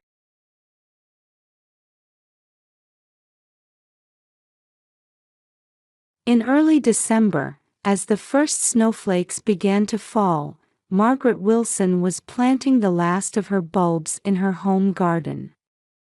Even at 65, gardening remained her emotional anchor. The memories of her 30 years as an emergency room nurse sometimes haunted her nightmares. In those moments, the scent of soil and the life force of plants would bring her back to reality. Her house, built in the 1980s, was known throughout the Worthington district for its well-maintained gardens. Come spring, tulips would bloom from the bulbs she was now planting. Since her husband Thomas's sudden death from a heart attack 10 years ago, this garden had become her reason for living. On weekends, neighbors would stop by during their walks, looking forward to Margaret's homemade apple pie. She should have been enjoying a peaceful retirement in this quiet suburban neighborhood of Columbus, Ohio. Grandma. Turning around, she saw her 5-year-old granddaughter Emily running toward her, waving her small hands. However, something felt wrong. Her usual energetic gait was missing. She seemed to be dragging her feet slightly. "Emily, be careful." Margaret quickly removed her gloves and spread her arms to embrace her granddaughter. Emily obediently jumped into her grandmother's arms, but her body was noticeably lighter than before. For a child conceived after 7 years of fertility treatments, this weight loss was alarming. "Emily, have you been eating your mother's cooking lately?" "Yes, but Mama says I can't get fat." Emily's voice was small and trembling. Margaret tried to gently roll up her granddaughter's long-sleeved shirt, but Emily quickly withdrew her arm. The gesture was identical to that of abused children she had seen countless times in the emergency room. "Does it hurt?" "No. I'm fine." The response was vague, and Emily's eyes remained fixed on the floor. Margaret's intuition, honed by 30 years of experience with countless abuse cases as a nurse, began raising alarm bells. Her son and daughter-in-law's house was a modern townhouse in a new development, just 15 minutes away by car. Her son James, 38, ran a real estate business. Though outwardly gentle, he had a strong attachment to money. His wife Rachel was a former investment advisor, currently a full-time housewife pregnant with their second child. Just last week at Sunday dinner, she had heard about their $4 million debt from 7 years of IVF treatments, and an additional $2 million loss from an investment scam. "James. Emily doesn't seem well." Her son rushed out to the garden. A momentary look of anxiety crossed his face. She's been a bit under the weather lately. Rachel's worried and making sure she gets plenty of rest." Her son's explanation sounded natural, but there was something artificial about it. Margaret searched for Rachel, her son's wife who was 8 months pregnant. She was watching coldly from inside the house. Recently, Rachel had changed too. Her usual vibrancy had disappeared, replaced by eyes that harbored dark shadows. "Emily, time to go home." Rachel's voice was lower and colder than usual. After that day, Margaret's opportunities to see Emily gradually decreased. Phone calls were met with responses like, "She's not feeling well," or "We're taking her to the doctor."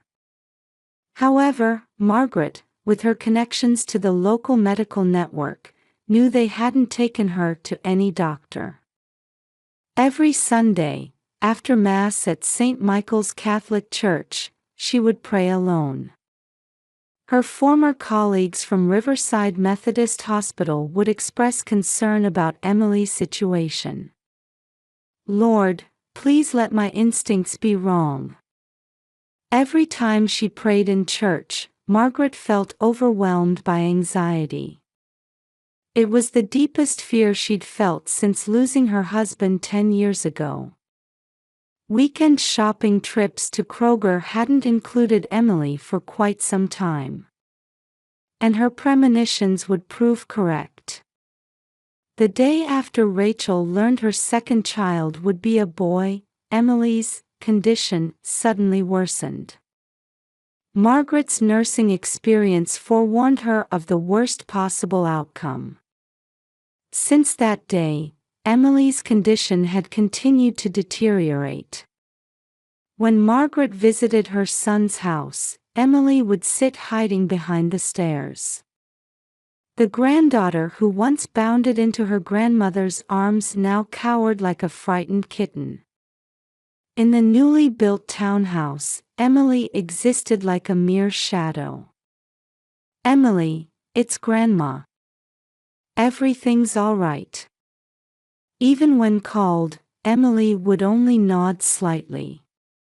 The child who once ran energetically around the garden now lived wrapped in long-sleeved clothes, hiding in shadows. Margaret tried several times to check for bruises on her arms, but Emily desperately refused. Her gestures clearly showed fear.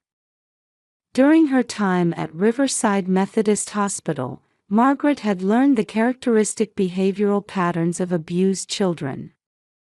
Hiding arms and legs, flinching at adult presence, abnormal eating habits. Emily displayed all of these signs. "Have you been eating well lately?" "Yes, but..." Emily glanced around cautiously before continuing in a whisper, as if terrified of being overheard. "I eat, secretly, in my room." Just then, Rachel's voice rang out from the kitchen. A metallic, cold voice from the new stainless steel counter. "Emily. What are you talking about?" At that voice, Emily's body froze for an instant. Margaret was reminded of her nursing days. The countless abuse cases in the emergency room. Children trembling at their parents' voices. And now, her own granddaughter showed the same reaction. 30 years of experience sent out every warning signal. "Rachel, could you tell me who Emily's doctor is?" At Margaret's question, Rachel's eyes widened for a moment. Cradling her 8-month pregnant belly, she showed clear signs of distress. "Oh, yes, but the primary physician is on vacation now." An excuse-like response. Rachel seemed to have forgotten that Margaret knew every pediatrician in the area. None of the doctors she regularly saw at Sunday Mass at St. Michael's Catholic Church had examined Emily. During dinner, Emily showed strange eating habits. She wolfed down her food as if she might not be fed tomorrow. Yet her body was definitely getting thinner. The long-sleeved dress concealed her emaciated frame. "Mama and Papa say I should go to heaven." The words Emily suddenly muttered after dinner froze Margaret's spine. The same bottomless fear that had gripped her when she lost her husband Thomas enveloped her. "Emily, what do you mean?" But before she could answer, Rachel interrupted. Her eyes held a sharp light she'd never shown before. "It's bedtime. Margaret, perhaps you should head home now." As she was leaving, Margaret caught her son in the garage. In the dim light, she searched for traces of her once gentle son. "James, tell me the truth." "Mom, you're worrying too much. Emily's just feeling a bit under the weather." Her son's eyes wouldn't meet his mother's. The pressure of $4 million in fertility treatment debt and $2 million in investment fraud losses had changed her son into a different person. After that, Margaret's opportunities to see Emily drastically decreased. Phone calls were met with responses like, "She's sleeping," or "She's getting tests." However, when she checked with her former colleagues at Ohio Health Riverside Methodist Hospital, there were no records of Emily being admitted anywhere. One day, while passing her son's house after shopping at Kroger, she heard screaming from inside. It was a desperate voice that pierced through the white walls of the modern townhouse. "That's enough. At this rate, everything will." It was Rachel's voice. When Margaret approached the entrance, the voice suddenly stopped. Her son opened the door, sweat glistening on his forehead despite the winter cold. "Mom, she's not feeling well right now. But I just heard screaming. Rachel's morning sickness is severe. She's been on edge with this second pregnancy." Her son's explanation was too perfect. From behind him, Emily's crying could be heard. Her voice contained indescribable suffering. The next day, Rachel's prenatal checkup confirmed the second child would be a boy. From that moment, her son and daughter-in-law's attitude completely changed. They claimed Emily's condition had rapidly deteriorated and, without showing any doctor's diagnosis, completely banned visits. "We found a serious genetic disease. There's a risk of infection, so we can't let you see her, Mom." As a medical professional, Margaret felt something was wrong with her son's explanation. What genetic disease could suddenly appear and pose an infection risk? And above all, why wouldn't they show the doctor's diagnosis? Her 30 years of nursing experience saw through all the lies. While praying in church, Margaret had made her decision. If things continued this way, something irreversible would happen. Her years of nursing experience told her so. The same bottomless anxiety that had engulfed her when she lost her husband wrapped around her. And her premonition would prove correct. One morning, with 2 weeks left until Rachel's due date, her son called. His voice on the other end of the receiver sounded hollow, as if coming from far away. "Mom. Emily has died." In that moment, Margaret's world stopped. Outside the window, Ohio's winter wind howled ominously. The 48 hours after hearing of Emily's death passed like a nightmare. Her son and daughter-in-law were rushing the funeral preparations with unusual haste. They said only family would attend.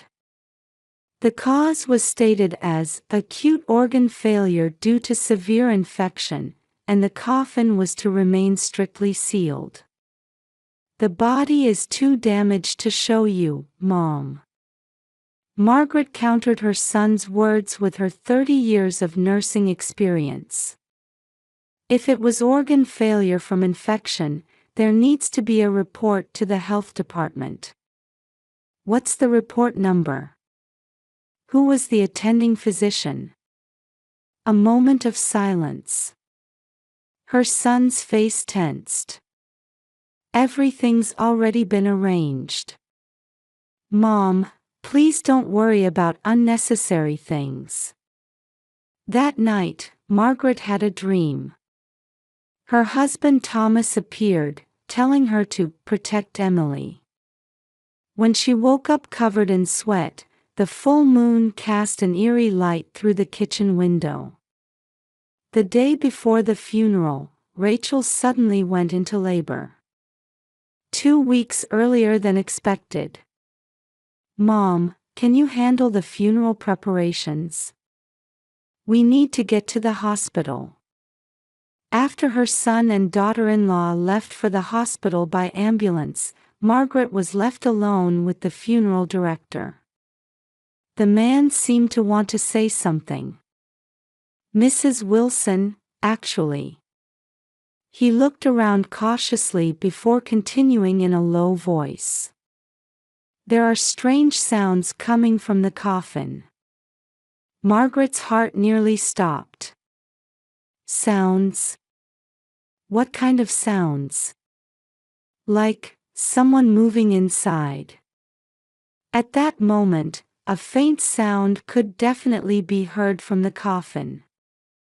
The funeral director left with a pale face. Margaret approached the coffin with trembling hands. In her 30 years as an emergency room nurse, she had seen countless corpses. But never had there been such a terrifying moment. And then she heard it. "Help me, help."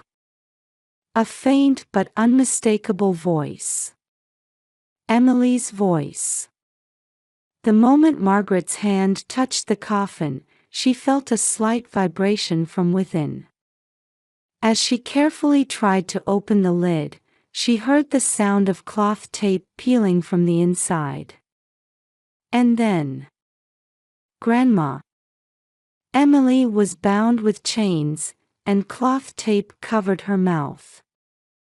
It had slightly peeled off from tears and sweat, allowing her voice to leak out. Though her body seemed groggy from sleeping pills, she was definitely alive. "Emily." "It's all right, Grandma's here." Margaret quickly began undoing her granddaughter's restraints. Her efficiency was exactly what she had cultivated in the emergency room. Emily's body was cold, and her pulse was weak, but she was unmistakably alive. "Does it hurt? Do you feel sick anywhere?" Her nursing instincts kicked in as she began checking vitals. Emily's arms showed injection marks.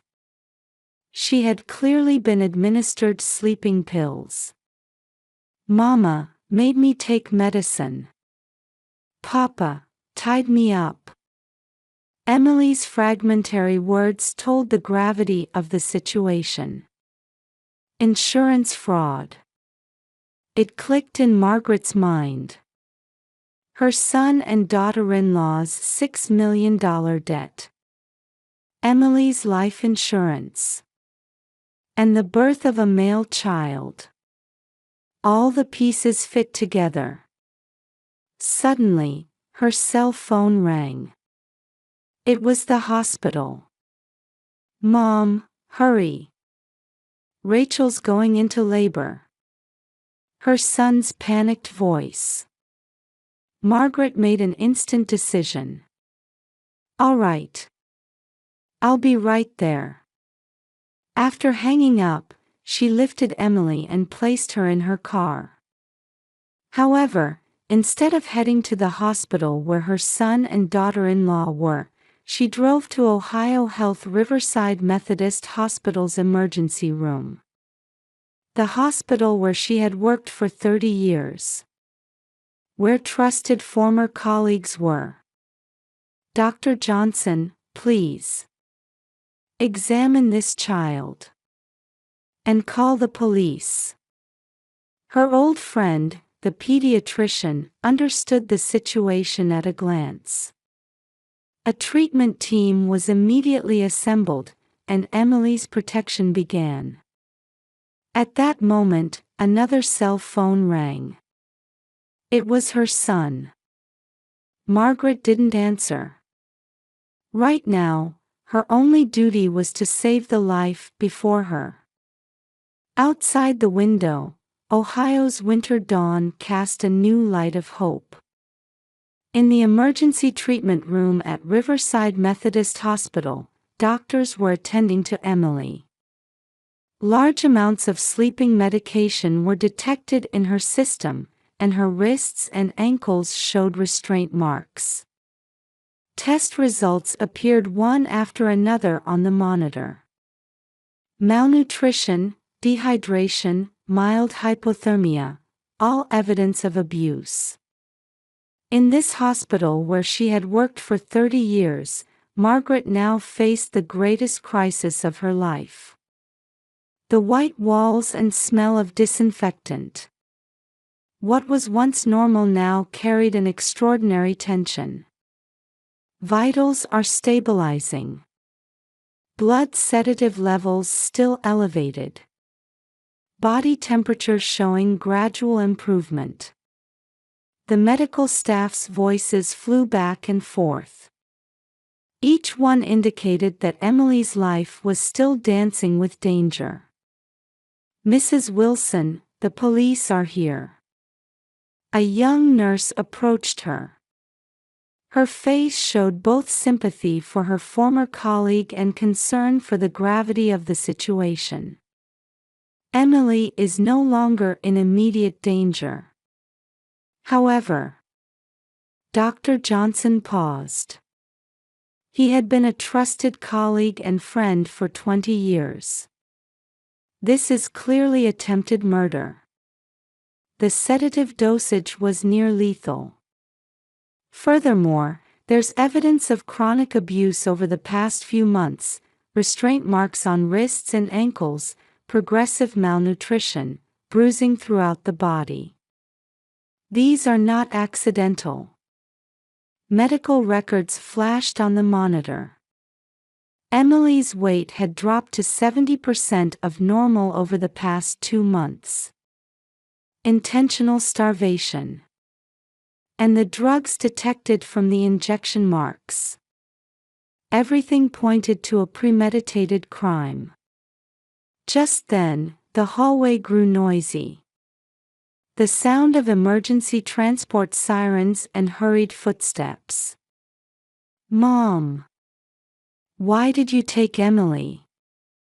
James burst in, his face contorted. Behind him, Rachel writhed in labor pain.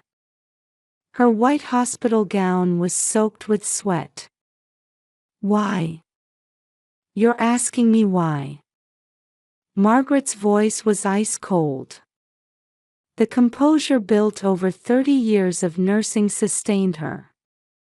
$6 million in debt. Emily's $3 million life insurance policy. And the birth of your long-awaited son.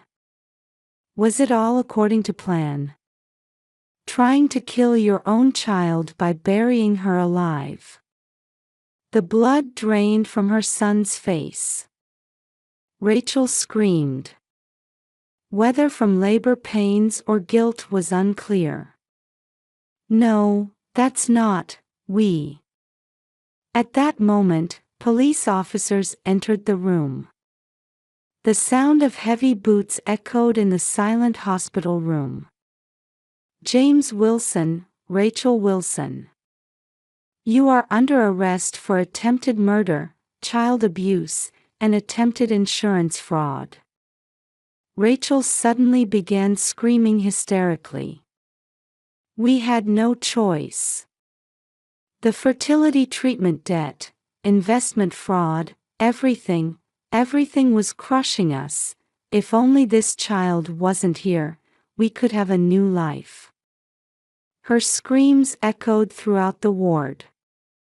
At that moment, she was struck by intense labor pains. "Admit the patient. Prepare the delivery room." The medical team responded swiftly. Rachel to the delivery room. James taken away by police. His back no longer showed any trace of the once proud real estate agent, now just that of a criminal. That night, the truth emerged during interrogation. $4 million for 7 years of fertility treatments. $2 million lost to investment fraud. The desperate couple planned to use Emily's life insurance to pay off their debts. The confirmation that their second child would be a boy pushed them to make their decision. They tried to sacrifice their beloved daughter's life as a ticket to a new life. We started restricting her food 2 months ago. To fake illness, James stated flatly during questioning. His voice now lacked any emotion. Rachel obtained sleeping pills from a former hospital contact. We carefully planned everything so her nurse mother wouldn't notice. We told the funeral home it was severe damage from infection and arranged for the coffin to remain sealed. Each confession tore at Margaret's heart. In Emily's hospital room, Margaret held her sleeping granddaughter's hand. The regular beeping of monitors proved her certain life. The quiet drip of 4 fluids. The stable waveform of the ECG. All testified that her beloved granddaughter was truly alive. And in the adjacent delivery room, Rachel was giving birth to a boy under police surveillance. The birth of a new life and the collapse of a family. Opposing fates intersected within the White Hospital walls. Police officers with warrants quietly walked the corridors. Margaret gazed out the window. Dawn was approaching. 30 years of nursing experience had saved a life, and maternal instinct had prevented a family's destruction. But this wasn't the end, it was the beginning of a new battle. She didn't yet know what light awaited beyond the deep darkness. Only Emily's warm hand conveyed certain hope. 3 months after the incident, on a spring morning, tulips bloomed in Margaret's garden from the bulbs planted in winter. Emily was seriously planting seedlings in a small flower bed in one corner of the garden. "Grandma, is this okay?" Her voice showed signs of gradually returning vitality. After the incident, thanks to swift action by Child Protective Services, Margaret had gained custody of Emily. She was also granted custody of her newborn brother. "Yes, that's very good." Next to Emily, 3-month-old Thomas slept peacefully in his stroller. Her grandson, named after her late husband. Here was the shape of their new family. As details of the incident emerged, support from the local community grew. The St. Michael's Catholic Church community promised to fully support the raising of both children. "Mrs. Wilson, is there anything you need?" Neighbors regularly checked in. Former emergency room colleagues would come to help between their shifts. Meanwhile, her son and daughter-in-law's trial continued. They faced heavy sentences for insurance fraud, child abuse, and attempted murder. Particular attention focused on the cruelty of their plan as its details came to light. Gradually weakening her over 2 months, creating the pretext of serious illness. Then sedating her and placing her alive in a coffin. Margaret still trembles hearing the prosecutor's statement. A crime meticulously planned to avoid detection by a mother with medical knowledge. However, there was one flaw in their plan. Emily's strong will to live. The cloth tape gradually lost its adhesion from her tears and sweat. And when the sleeping medication began to wear off, a faint voice leaked out. If she hadn't heard that. Margaret dreaded to think about it. "Grandma, do we have to go to the doctor again?" Weekly counseling. Specialists say Emily's trauma care requires a long-term approach. Nights haunted by nightmares. Sudden panic attacks. However, slowly but surely, signs of recovery were becoming visible. Prompted by the incident, Margaret began working in child abuse prevention. She gives lectures to medical professionals at Riverside Methodist Hospital. 30 years of nursing experience and the experience of saving her own granddaughter. Her words, carrying such weight, moved many hearts. Tragedy is never someone else's problem. Every time she speaks, offers of cooperation invariably come from the audience. The network for early detection and prevention of abuse steadily expanded. The flowers planted in the garden shine in the gentle spring sunlight. Emily peeks at her brother's sleeping face and smiles softly. "Thomas, when you're bigger, let's plant flowers together." Those words warmed Margaret's heart. True, their family had collapsed. But here was new life and hope. "Come on, let's all have lunch." The aroma of Sunday's special apple pie spreads throughout the house. Outside the window, spring breeze blows gently, and garden tulips sparkle in the sunlight. It seemed to herald the beginning